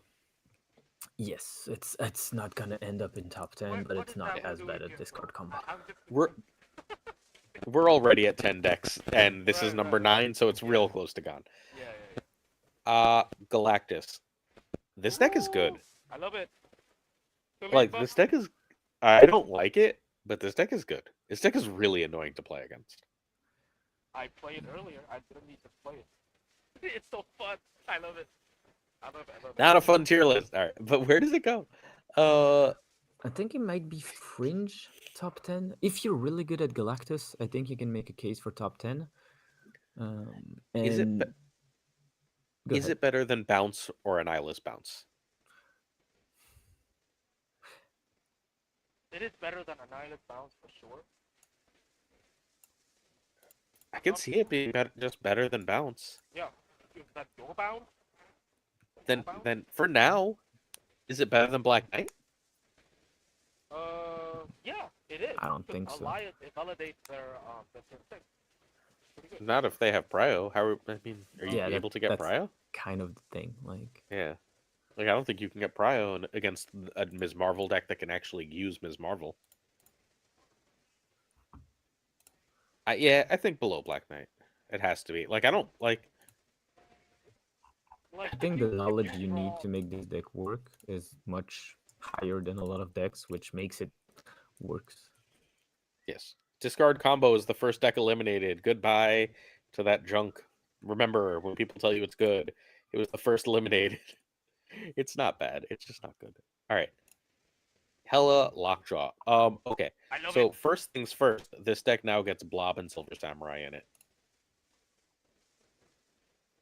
I don't know. Oh, it does. Trust me. Blob and Silver Samurai cut Black Knight because who cares?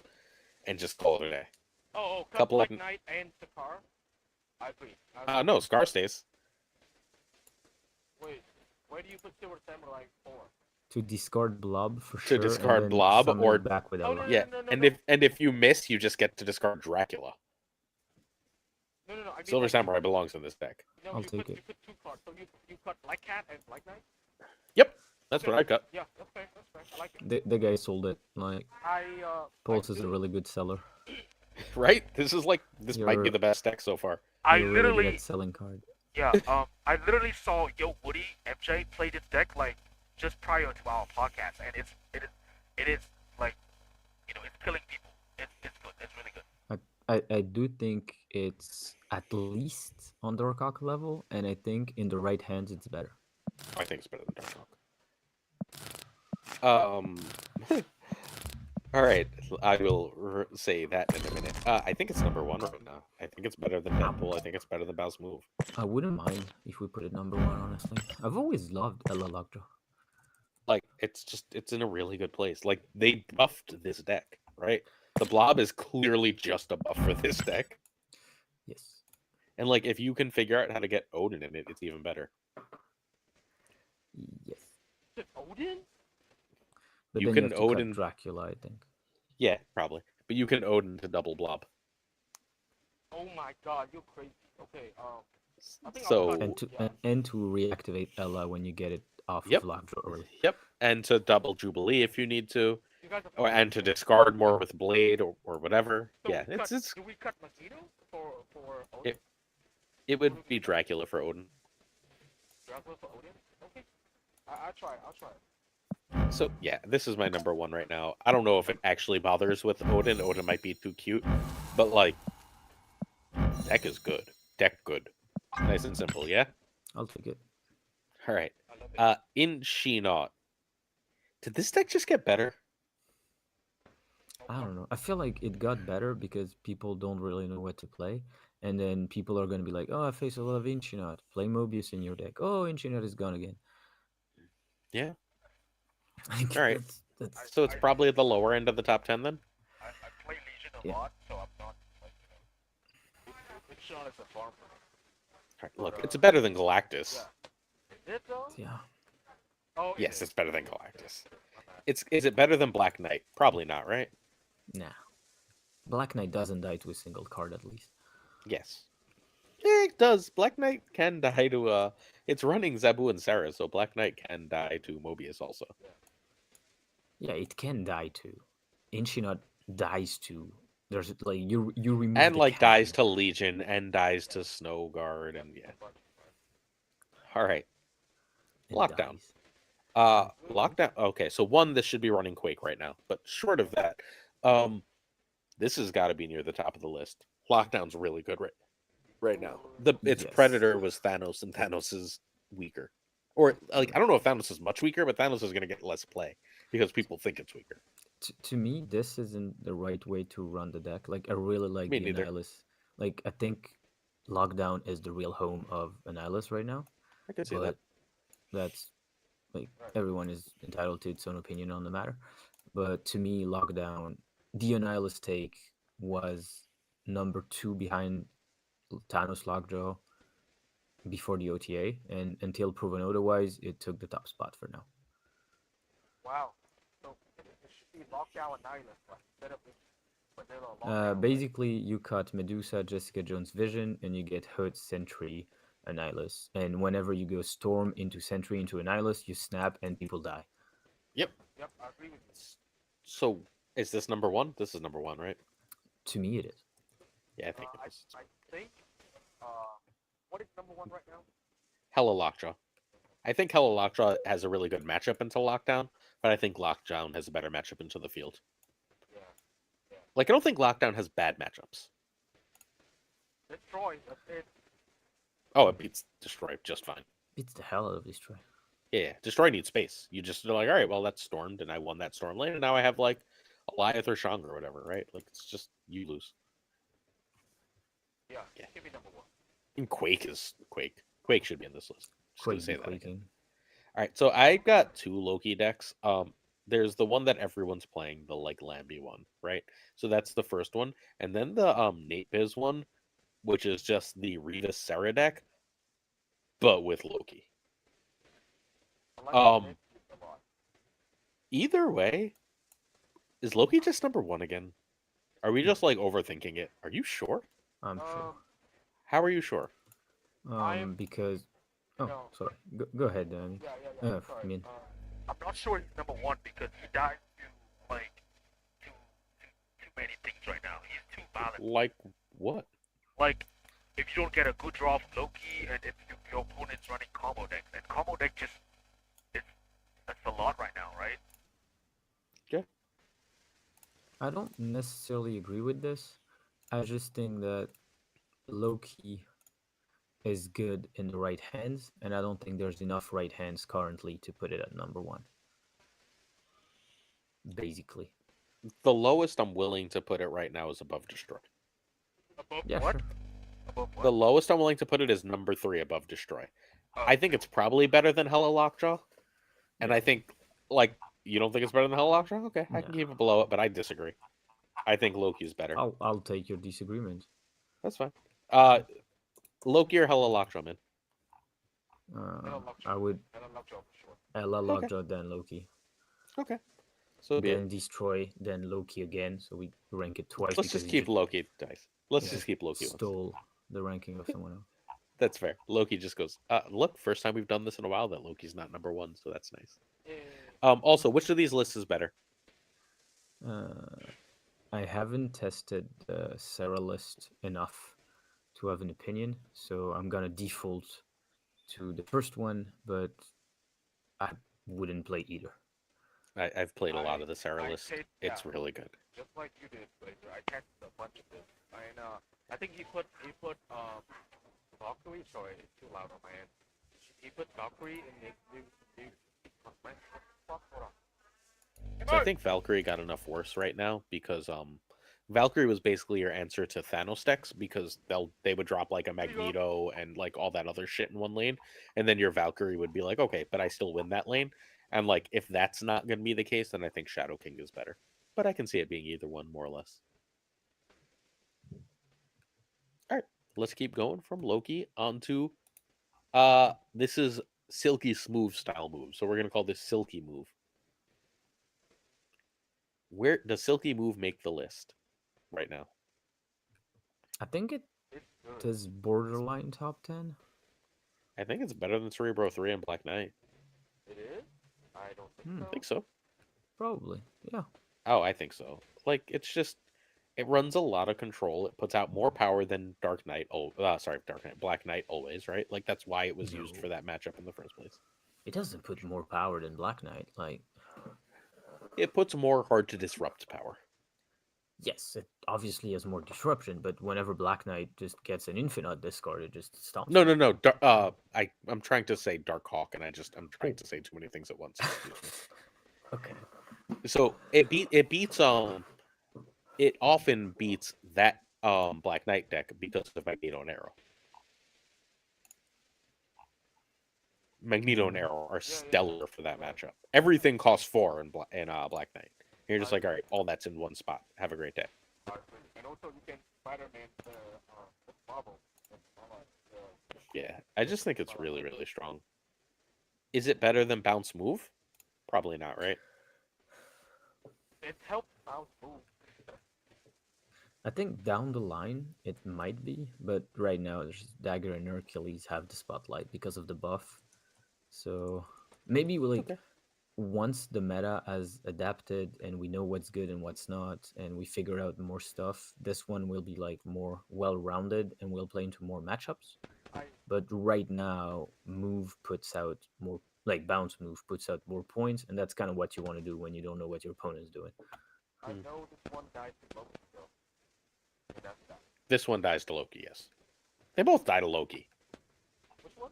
This one is the other one? Bounce move and this deck are both dying to Loki No, no, horribly. no. Bounce move doesn't die to Loki because they can't Oh yes, set it up. does. They can't set up. Bounce move They is get set up all with your the- setup in one turn. Okay. Agree Alright. with Okay. Hellinger or Tribunal? Not on the list, right? you. What? Really? It's pretty good. I mean, It's if pretty they're- good if you don't like winning. it's It's just pretty good, Enchantress you know, is like- Enchantress exists, right? Like as long as Enchantress exists, this card doesn't. But This deck doesn't. deck's supposed to run Cosmo, remember? But even if it runs Cosmo, like it better protect that Limbo from the 8,000 legions and snow guards True, running true, around, right? true. Like there's just so many ways to disrupt this right now. Right. It can beat these decks. It can beat anything, even with Cosmo, right? But like, you better draw perfectly because they can just shut your whole game off. Right. Still a really cool list, though. I do think it's too specific. Like it's the kind of deck that's gonna be good when nobody cares about it. As soon as it's popular, everybody just shows you how fragile it is. Yep. This is Phoenix Force. Phoenix. It's not on the list, right? I really want Phoenix Force to be good, but I do think a straight up move or bounce move with Dagger, Hercules, and stuff like that is going to be more consistent. So unfortunately, it's not. So the bottom of our list is Inchinot. It's not better than Inchinot. It's better than Inchinot. I mean, yeah. It's better than Inchinot head to head, sure. Yeah, But like, I think it's not better than Inchinot in like into the field. right. It's But, it's still not consistent enough at Yep. this point. I mean, That's you the need thing. to see a whole combo by turn 4, and there's nothing without America Chavez in the game that helps you do that. Well, there's there in land, but it's not enough. I run Iron Lad in mine. Yeah, Just me for the too. record. There is something that I that Me too. Like, there's only good targets. Why not run it? I run Phoenix Loki deck, and it's good. I don't believe you, sir. I think Loki is good and Phoenix is bad. Because you miss everything and then you just Loki and play their cards. I get it, but you're silly. I don't believe you, sir. That hurt, but it's fine. It's fine. Loki is good. It's just like Loki is a good card. Like you could just stick Loki in a deck. So this is the Sarah control list. This is the Revis list. Covering tomorrow will be W's version of this, and I'm going to tell you what changes W has made because W is a genius, and we should always pay attention to what W does. W has. I'm just trying to find this so I can make sure I get it right. He has cut Mobius for Werewolf by Night and cut Legion for Doctor Doom and added Medusa for something. Oh, Medusa for Jeff. Yeah. He's also there's seen also his no deck. Ms. Marvel. Yeah, I've seen his deck, and I've replaced Medusa with Spider Ham because I just think that it opens a lot of snaps. Mhm. But I do think like it's a really good deck. I do think it's base like it's. I don't like to use that term, but like it's basic in what it does, but it does it extremely well. And early in a metagame, just having that solid deck is enough. Maybe you'll be outpaced by complicated deck down the line, but like right now, as of this moment, I think it's one of the top decks. I would have it below Loki, but above Deadpool Destroy. I really love the Medusa inclusion and the werewolf inclusion because it just makes it like a werewolf deck. It's so good. And Iron Lad too. And he doesn't have location control confusion, but it's fine, right? Like I think this one is top of the meta. And I don't know about the UW one. UW like iteration yet. Because it's like my guessing. I need to test it out a little bit. But I think it's good. The Everyone So- and this one is like top 10. I don't think it can be above Loki and Hella Lockjaw. I just don't. Above Loki and Hella Lockjaw? Like the top three are Lockdown, Hella Lockjaw, and Yeah. Loki, and I don't think Sarah can get there. I think it's better than Deadpool Destroy. Yeah, I think it's in that same area. I agree. All right. So I'm gonna put it at number 4 for the time being, and if we want to fight about that later, we can. I love fighting. All right. This doesn't make the list, I don't think, but I really like this list. It's the Woodward Miracle. It's the Hitmonkey version of Sarah Miracle that everyone stopped playing because Reeves has caused controversy. It still wins a lot. It's just probably not above Black Knight. Saying that like not even top 10 or it's number 5. It's not top 10. Black Knight is the current number 10 deck. I don't think this is better than Black Knight. What is this? This is just another Sarah? Yeah, just Sarah, a it's Hitmonkey Sarah Miracle. Sarah, but for points. Yeah, Yeah. no, I like the bounce hit monkey that you showed before. If we're gonna talk about a hit monkey deck, so I would put that below. Yeah, this isn't on the list. I just think it's a good list. I wanted to showcase it. You can hit Infinite with this.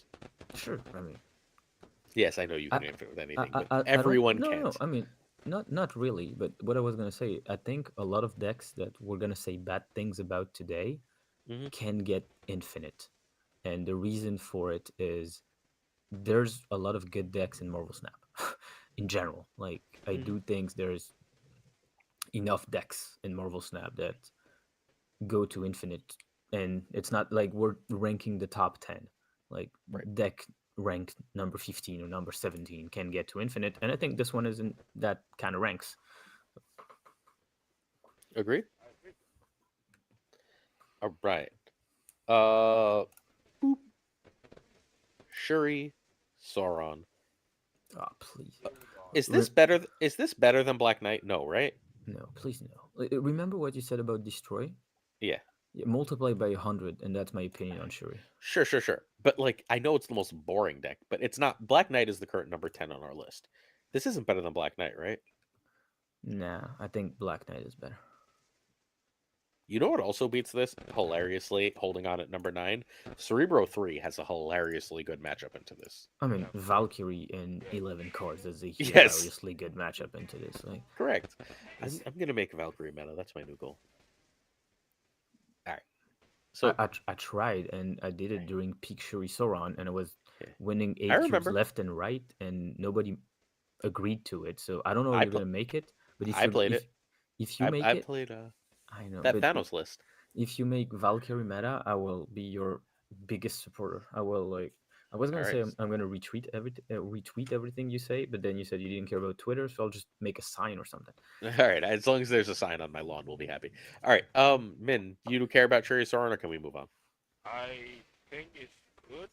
It's an entry deck for for early full 3 players, but it's not Yep. gonna make the list. It's not.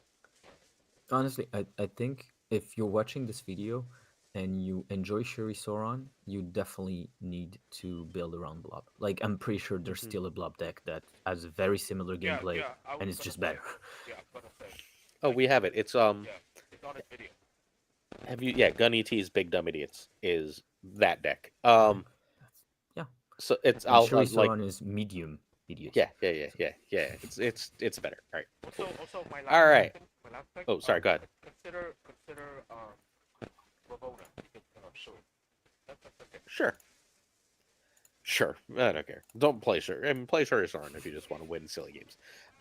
Speaking of decks that aren't anywhere near the list, so a conversation I had earlier today was Obehaved messaged me. He goes, Surfer Points is back on the menu. And my answer was, no, it's not. And he said, yes, it is. And I said, go test it and tell me. And during this very podcast, he messaged me. I went, 50% win rate. You're right. Yeah. I mean, why It's- did someone think mixing Silver Surfer and Iron Patriot and having Luke Cage instead of any other card would be a good idea? Okay, so this version wins a lot. It's got a really high win percentage. That's why it's there. I play a version that's relatively similar to this, except I changed I run Rogue instead of Sinister, and I run Goose instead of Luke Cage, and it's really good. It's like really good in like I'm ranked as the 27th best deck in Marvel What Snap, is Luke Cage but it's doing really here? good. What is location? She shouldn't be here. It's fine. He's protecting Sebastian Shaw. So I don't run Luke and I don't run Mr. Sinister. I run Goose and Rogue. And otherwise, I have this literal exact card for card deck because I think Sarah's a trap. I love Yeah, Goose. Sarah, I agree with you. Sarah's a trap. I agree with you. But I also think Forge is a trap. Forge, But I you're think. running. But So you're Forge running is Mr. fine. Sinister, so I'm inclined to. I'm not. I debate on mean, that. I'm not actually running Sinister. I'm running I'm running Rogue. Okay. And Yes, you should. so what I like Forge for is he's either an extra play on turn 4, or I on turn 2 if I don't see a Koye, because remember I only have Goose and I like Goose as my turn 5 play better than as my Okay. turn 3 play. I like to just Forge and Brood. I can happily Forge and Brood. I'm perfectly fine just going Forge Brood, calling it a day. Yeah, yeah. Yeah, Forge, that works. Forge But is pretty good. I'm on a triple 2 cost lists. Like I like America Chavez instead of Forge, but that's just Look. because when you don't play Sarah, I like to go 3+2 and 5. Yeah, me too. But I run 2 1s and 2 2s, and then sometimes I just have a 1 and a 3. Look, either way, this isn't anywhere near the list, right? And by the way, for people that want to play this, play Mobius, please. Yeah. Just too Mobius good is of a- really good right now. It's And too good of a 3 cost not to run in a list that should have synergies with it. Probably should run it even in other lists. Look, it but should also be trying to figure out how to fit Cosmo, but here we are. yes. I also prefer running an extra Detroit engine so I can pop my Nova. I run Carnage. That's it. But what else do you eat? Dakin. Forge. You get Dakin. Yeah, Yeah, I if you run run Dakin. Carnage, you need to run Dakin, and then you Yeah. definitely don't need Forge because you get that extra 1 with True Dakin. Yeah, that's I fine. still Let's don't move know how on. to pronounce that I don't card. Is know. it Dakin? Dakin? Oh, Dakin, yeah, Dakin. I change. I pronounce everything exactly how I want to, and then I'd get Okay. yelled at on all my videos. Who cares? They're made up names. Dakin or Dakin is not a real name. I'm gonna say it however the hell I feel like. Okay. Same thing for Miek, right? Same thing for Aliath, right? Like who fucking cares? Those are not real words. I'm gonna say them how I want. I read them and I'm saying them. All right, let's go on. Surfer's nowhere near the list, so this still has to be on the list, right? This is the Oh, Torikun Thanos list. oh. This is my favorite version of the list. The death ones are close, but this one feels more flexible to me. It's got Shang-Chi, Devil Dino, and Leech. It might want to cut Devil Dino at this point for better blob stats, but I think you keep Leech just because like no one's gonna expect Leech anymore, and Leech is mean. I really like Quake Yeah, lately in the deck. I'm I fine running had Quake and everything. I had a very strong opinion about Psylocke being stronger than Wave in the Thanos meta because I was tired of helping my opponent. Mm-hmm. Now that there's less of Thanos, I'm open to reevaluating Wave as a card. But yes, I think the one card I would like to see in there is Quake because it's really good to have disruption in a deck with Sure. that many points. But that's about it. Otherwise, flip Quake and Jeff. top 10. Yeah, I was gonna Uh, say, what is Jeff doing here? Like, Jeff pops out a Lockjaw and is fine. yeah, works with Lockjaw, gives Look, you power for locations. Just also, one of the things I know about Marvel Snap is that if Torikun built a list, it's usually pretty goddamn good. yeah, just Tori the is phenomenal. top 10, no Yeah. problem. top 5. Where in actually, the top 10? 5. Top 5. Oh, Yeah, it's better. Look, it's better than Sarah Control still. Where is Destroy right now? Destroy is 5. Okay, then this is This is yeah, 5. 5. It was what, Sarah Destroy? Is it So Sarah? Sarah's This 4? is better than Sarah. So Sarah is 4, Destroys 5, Yeah, and who's 3? Loki. Then It's tied better for than thr- Loki still. I think it's tied for 3 with Loki, Yeah, depending on the playstyle you enjoy most. I'm gonna go Thanos just because I'm sick of having Loki at the top of these lists. Okay, yeah, I'll go with that. And then it's behind Hella Lockjaw, and I can't believe how high Hella Lockjaw is on this list, but it just feels right. Yep, that works too. Is that it? That's the whole list. All right, our top 10. I'm going to read it, and then we have any final arguments before we move into the wrap up portion of our show. Our top 10 is number 10, holding on for dear life, barely edging out Black Bolt, Cerebro 3. Number 9, Darkhawk. Number 8, Silky Move. Number 7, Bounce Move. And we're just going to say Bounce Move / regular move because regular move has existed for 2 hours as a deck. That's not a joke. Is that fair? Yeah. Deadpool Destroy is number 6. Sarah Control is number 5. That's the Revis build, just in case that matters. Loki is number 4, and I don't care how you're playing Loki. Loki with cards that go with Loki. Number 3 is Thanos, some version of a list that runs Blob and has a bunch of good Lockjaw E cards in it. Number 2 is hella Lockjaw. So look at Lockjaw going from not on the list to number 2 and number 3. And number 1 is whatever version of Lockdown is working best at the moment. And interestingly, there will apparently never be a season where Thanos Blob finishes number 1 on the ladder, because number 1 on the ladder last season was Blob. Was Blob. Was Lockdown. Last season, It was Sizer's Lockdown. So cool. So wait. Oh yeah, Thanos Blob never finishes first because we actually skipped the season where he would have been. Well, no. But even on the post infinite ladder, Oh. on the post infinite ladder, last season, Thanos Lockjaw was not fully discovered yet. It was not fully optimized yet. There was no Scar. There was no Kyra. So Sizer's Lockdown and Zun's Black Knight were the number 1 and 2 decks in whatever order. I don't really care to rehash that. And this season, Thanos Lockjaw won't finish number 1 because it was nerfed before the end of this 2 weeks before the end of the season. This is all things balanced as it should be. I think I agree All right. with this. I agree with this, and if I fight, I would fight on the choice lower, or maybe like grenade. Look, I'm just gonna play an absolutely crazy amount of move. Because I played move already, so I'm gonna play an absolutely amount of Ella Lockjaw with your idea of Silver Samurai and Blob. Yeah, that's my plan. It's not my idea. It's JD McDonaldino's idea. Okay. Well, JD literally just goes. Someone said Blob in Lockjaw and then posted a list, and I was like, that list is brilliant. Why am I not playing this list right now?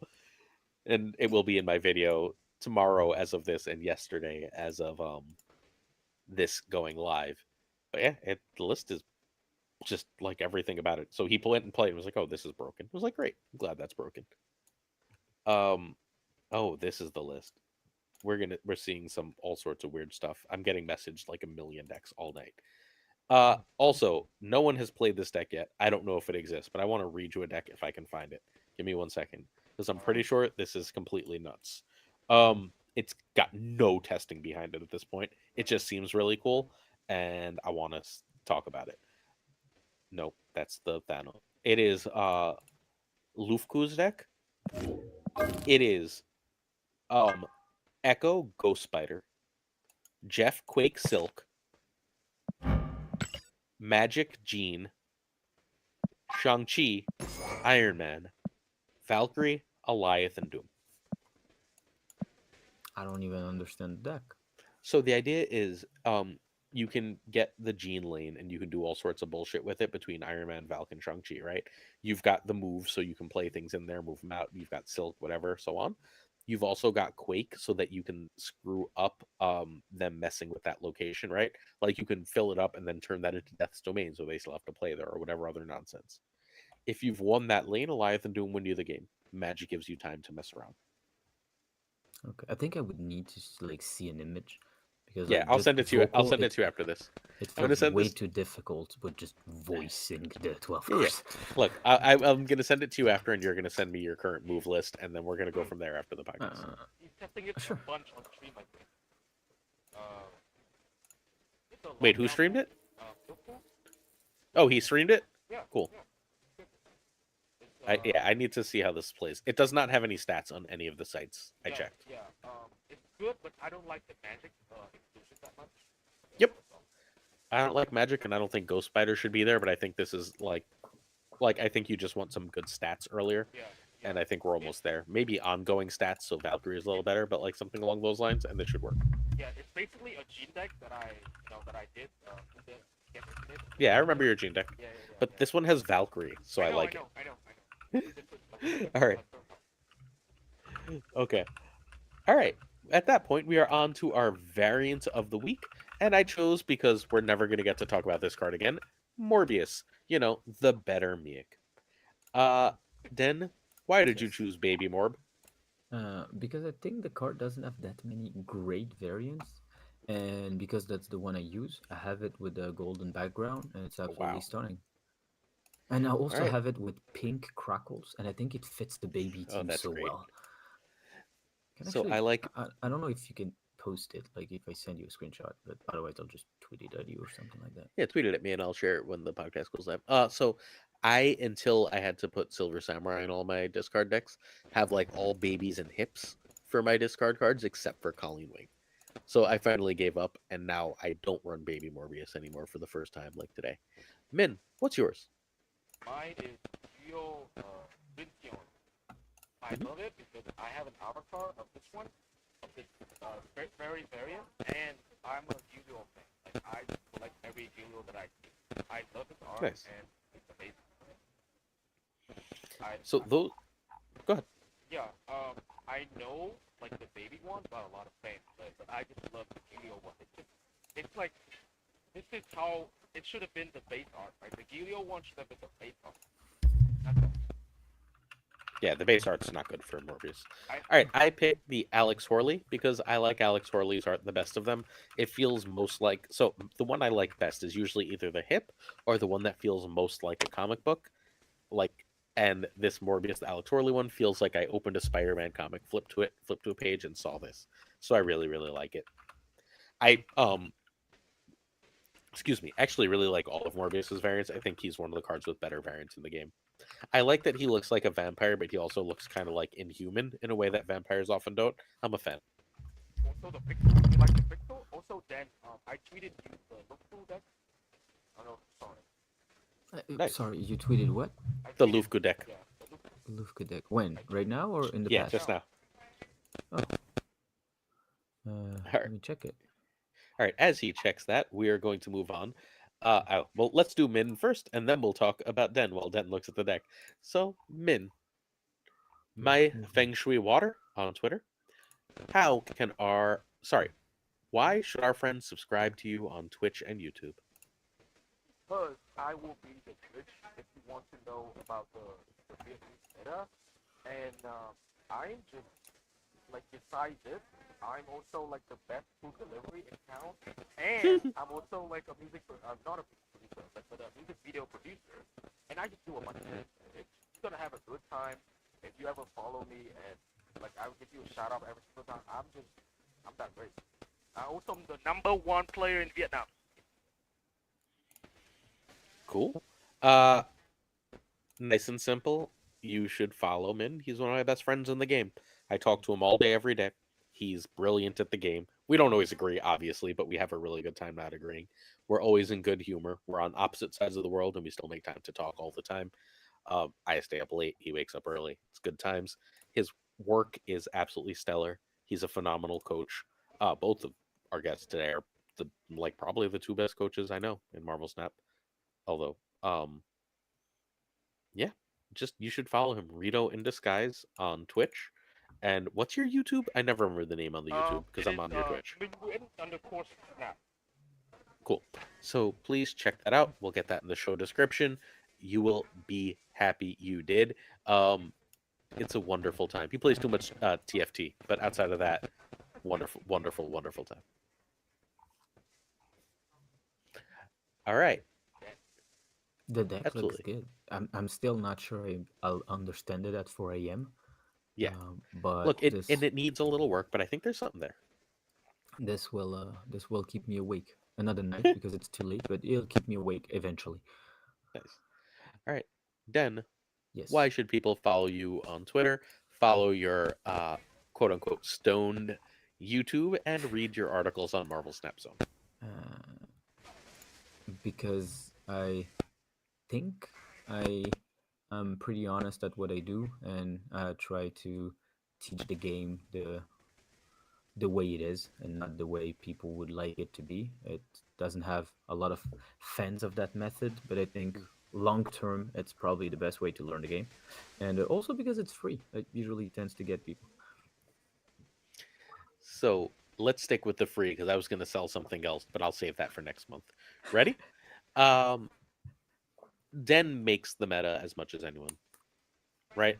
Like if you read the tier list articles, if you pay attention, and like yes, they're stats, but the explanations, the sleeper decks, all of it, you get a snapshot into everything you're going to see in Marvel Snap. If you can look at one resource once a week for Marvel Snap and be caught up with the meta, it's Den's tier list. There's nothing else even close. There's no other single source for Marvel Snap news and information that gets you even remotely as close to caught up. One time, one article, and you're just set. It's everything you need to know about the meta for that time. And yes, that meta can change because OTAs, new cards, yada yada. But like Oh, by the everything way, you could the next possibly need one to know comes is out there. on Monday. Nice. So 2 days after this goes live, this should be live Saturday. All right. We all good? Yes. Y'all get to listen to me read a list of names. Ready? Let's do this. Certain tiers of our Patreon support come with on-air thanks. And so I'm going to list the, I don't know, I didn't count, people that get on-air thanks right now. We've got Models, who did the blob thing for me. Pretty Chill, Faflor Newman, who you can check out on YouTube. Ink, No Flex, Mandatory Burnout, Matt Conduit, Good Dog Gamer, who makes really cool decks. Caradix Lee, Mikey Hijinks, GG Winfield, Rob Silverman, Matt H., Robert River, who is a hella lockjaw expert, and I'm sending this deck the second we're done here. Abigail Gieslin, Direwolf, Ocularis, Jay Navarrete, Spike Jones, my former student and homie, Louis Antunes. He's like 31 now, because I'm a very old person. JD McDonaldino, top 100 player, and of course, our guest today, the homie, Min. Cool. All right. Boop. It still says Yeti on this slide. Shh, let's pretend it says Min. Remember to follow Den and Min. So how I make all my slideshows, I'm just going to say this. How I make all my slideshows is I just make a copy of an old slideshow and edit over it because ain't nobody got time to start from scratch every single day, right? So once in a while, like 2 or 3 words just don't get changed. I'm always like, I make enough content. If that's what you get mad at me for, fine. Actually, my YouTube is at Yeti Gaming. Oh, there you go. Savage Yeti Gaming. Go check it out. Though you should check out our friend Savage Yeti. We love Savage Yeti. One of my favorite people. He was gonna join us tonight, but he was like, I can't start until like 9:30, and I was like, yeah, I got people all over the world. Yeti, next time. All right. Please remember to find us all on Marvel Snap Zone. You can find me at Snap Judgments Pod every single day on YouTube because this 2.5 hours you just spent with me ain't enough. Thank you so much for joining me, Min. Hey, it's been a pleasure, and I was like really excited for this. And I don't have to like share this, but like I almost thought that we had to do it yesterday, and I almost had to go to the hospital, and I was like, let's cancel the hospital. I want to do this. Yeah, I love it. I was very annoyed at you for that. Thank you for joining us, Den. Thanks for having me. Like, it's always super late, and I'm always having fun. I'm glad you had a good time. It's always a blast. I love these episodes so much. All right, everybody. I'm going to try and do Roy's thing here. Have a good time. Peace and love, everybody. And keep on snapping. Yeah. Now, if I learned where snap was. All right, cool. Hey, we're done. All right. Oh shit, man. Oh, Second piece of content done for the day. Time to make a third. What are you doing now? There's a video for tomorrow? I got to do the video. The video's not done. God damn it. Ah! Need help? The slideshow's done, but the video's not. All right. Thank you for joining us. Everything is uploaded. I will talk to y'all tomorrow. Bye-bye. Bye. Have a Good night, one. Den. And good morning, Min. Well, later. I'll text you. We'll need it. Yep, we'll talk soon. Bye. Bye. See ya. Mày phải lồn anh em ơi. Thì còn mẹ live mấy tiếng này. Sắp mặt lồn anh em. Tôi không kịp nói về mấy cái điều mà anh em Việt Nam muốn bàn luận nữa. Tại mấy anh em đéo chịu comment gì cả, tôi đéo biết phải nói gì anh em. Khổ ấy luôn. Hold on. Kéo này sang cái này. Ba đánh trận anh em. Đánh trận. Có ai xem này? Ôi, một người xem à? Damn, bro. Minh Nguyen at the bottom là cái gì thằng này? Mà nói tiếng gì đấy? What the hell? Minh anh rè à? Sorry em. Anh đéo biết ý, để hưởng tách của gì ấy. Công nhận hàng vẫn lồn. Hello anh em, tôi test deck nhá. Test deck vừa nãy mà bác Glazer vừa nói này. Deck đây. Test deck này nhá.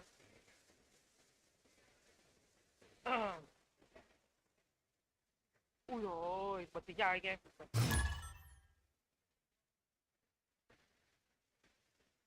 Đấy, bật tính ra anh em cho nó thanh tản đầu óc cả. Tầm này tôi muốn bật chiêu anh em. Đấy, bật chiêu luôn. Bật nhạc điên cuồng.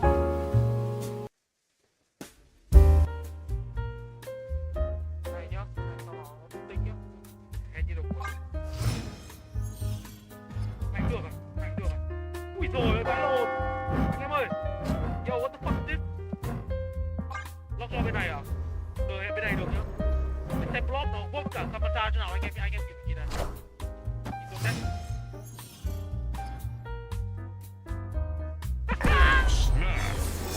Láo cái thầy giáo này. Chạy mẹ luôn ạ. Victory. Ồ, ai rồi. Cái điểm mà dễ anh em. Cái điểm mà dễ anh em. Sorry nhá, thì mình dễ đéo hiểu tại sao em. Đánh cái không phải dễ ấy kìa. Đây là live xong mệt quá anh em. Mệt vẫn luôn mới cùng dậy xong. Hello anh em, cảm ơn anh em đã ở đây nha. Tí nữa video này cái video mà cái podcast này mấy hôm sau mới đăng nữa. Chưa đăng rồi đâu. Đi thì hơi cốp miệng rồi. Cái gì tí này? Vậy hết bài luôn anh em. Cũng được. Mình đánh lóc do mà anh em. Bây giờ bài cho tách kiều cũng ngon. Bây giờ bốc cái gì?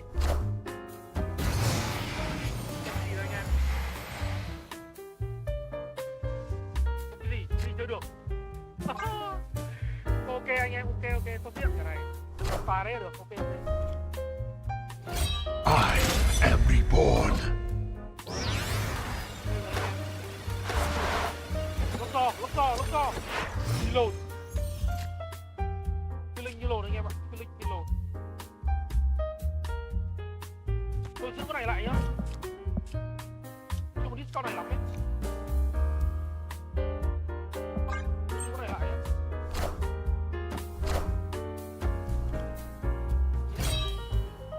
Cần giúp hay là cần Mela hay gì đấy anh em.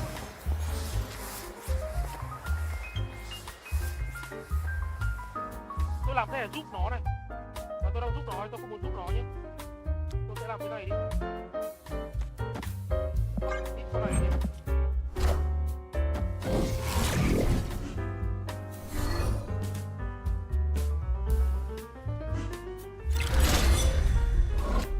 Ngon nhỉ, không bị lột.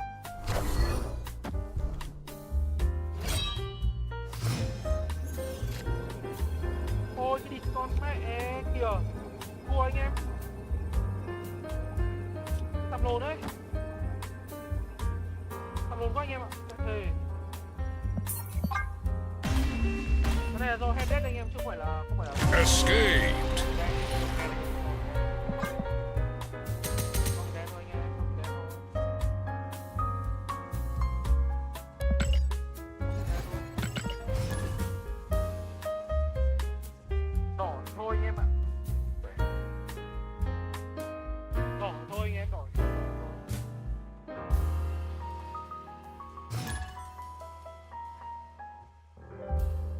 anh em đã mẹ hang out này nhá. Một người xem thì phải quất anh em ạ. Chụp hai ly. What the fuck? Quay kìa. Đây đi. Nhớ đây là Standard. Chúng ta cũng chơi bài anh em.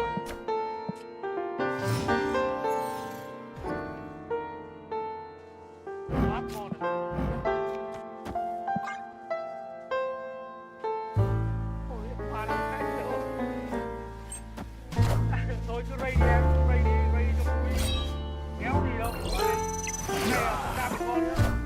Cái là hay vô anh em, không bèn.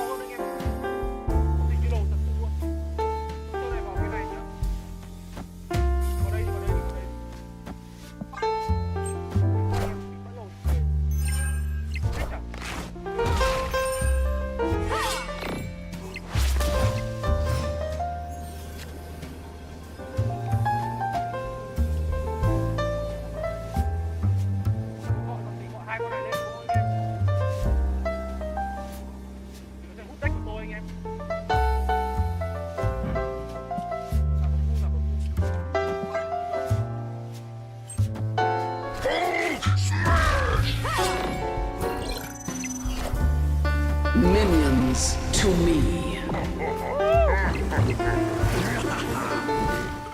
Cảm ơn anh em. Easy. Người chơi của anh em ạ. Victory.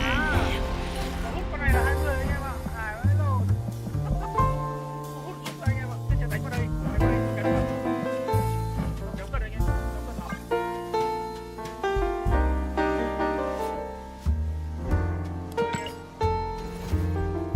Rồi. Easy bao nhiêu phút? Thế rồi.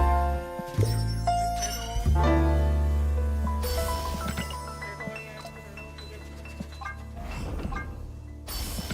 Gì quá. Cái con nào? Phải nói đến rồi anh em ạ. Nhịp quá. Vừa đấy tôi có Black Knight ở trong này anh em. Đánh chưa? Đánh cái deck này có Black Knight nhưng con này là Black Cat. Phải nói đến rồi này.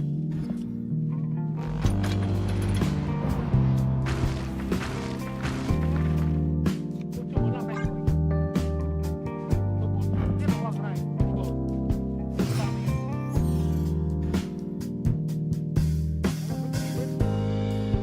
Đây nhá.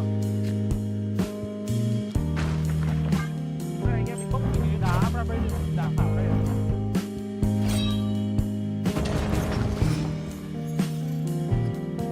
Không phải bay điểm nào. Bay bay đâu được game à?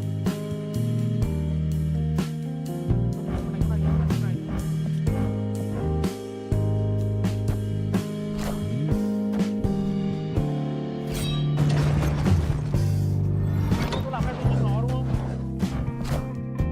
D6 anh địt còn mẹ kìa.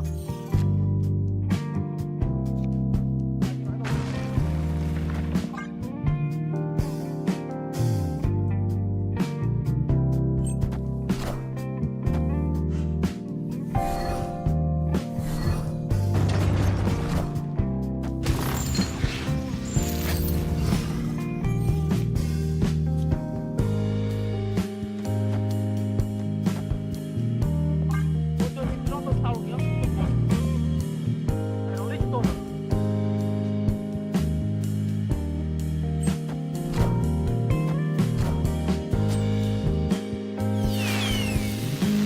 Minions to me.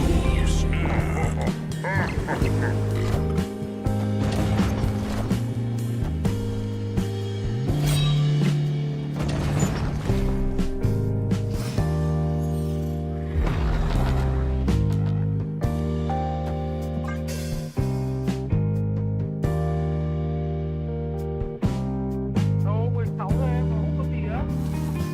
Đá cả Manito anh em ạ. Manito là nó là Hell, can you understand me?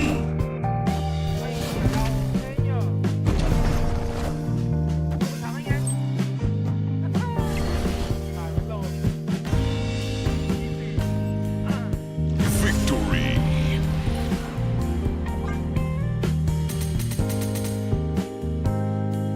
Bây giờ cái này không lợi trong lốc anh em thấy không?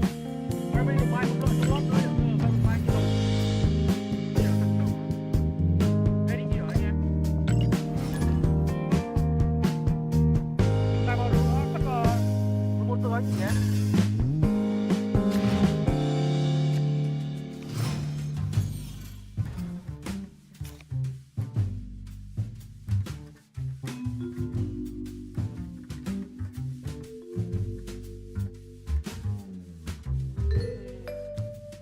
Không có làm gì của anh em ạ.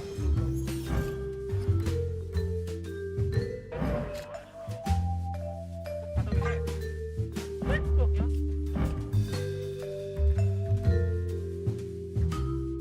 Tôi tôi rết trận này nhưng mà thằng nào top 3 tôi có gì tôi chơi đéo đâu anh em. Tôi có gì chơi cả. Yeah, ba trường nữa. Không đi mẹ. Nhưng mà trường đi rồi thì đéo ai xem cái này nữa em. Trên từng Twitch anh quay ai bây giờ? Đi của em ơi. Được nhá. Đi em ơi.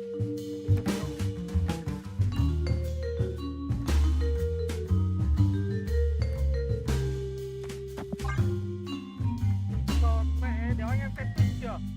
Xem Twitch đi anh em. Để tôi đi break anh. Để tôi đi break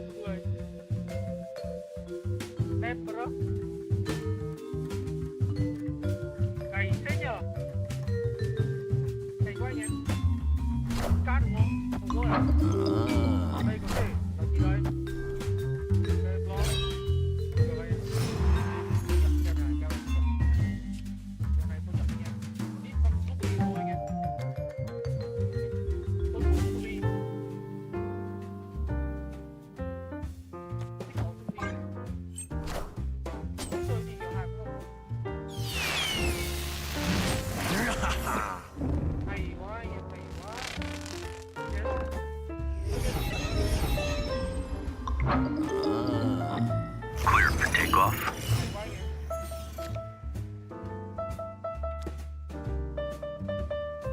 Tôi sẽ làm cái này và cái này anh em. Yeah, that's good. Được đó. Được đó anh em, được đó, được đó. Chúng ta bốc locker hoặc dead hoặc highlight anh em thì vẫn tôi được cái này, Odin này. Tôi đi vào đây cũng được ạ. Mỗi tội là Odin vào đây thì ngon hơn anh em. Odin đây thì tôi rất là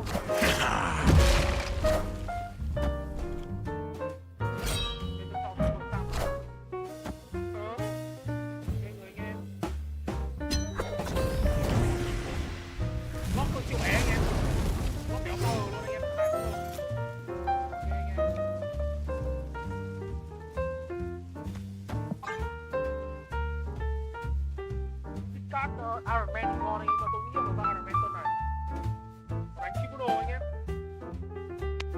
Rock tôi thì phải đéo power rồi. Chặt đời đấy nhở. Đó.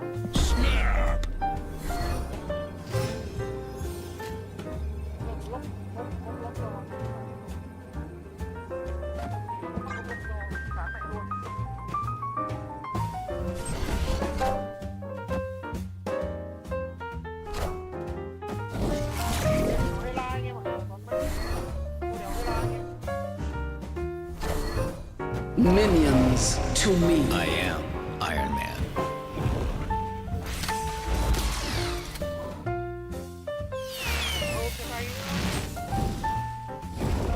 Behold my mighty hand.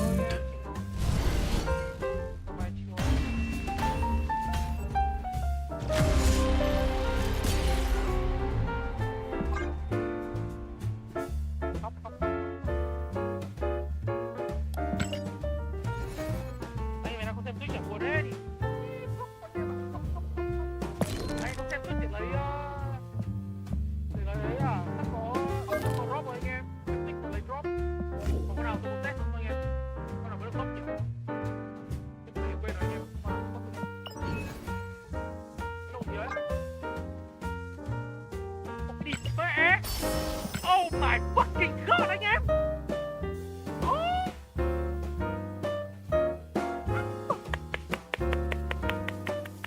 Tôi thố quá anh em ơi. Oh my god. Đầu quá anh em ơi. Hello anh em ơi, anh em muốn tăng anh em nhé. Bây giờ mà tôi được anh em mà xem Twitch nhiều á là tôi sẽ được revenue, tôi sẽ kiếm tiền từ Twitch á. Tôi làm giveaway nhiều, anh em tin tôi nhá, tôi làm giveaway cực kỳ nhiều luôn. Tín á, tiêu tín luôn anh em yên tâm nhá. Bây giờ một người đúng không? Tôi rate anh em nào đây? Rate ai bây giờ? Ray thằng nào mà ít người. Ray ai bây giờ? À, Lưu Robotusin anh em.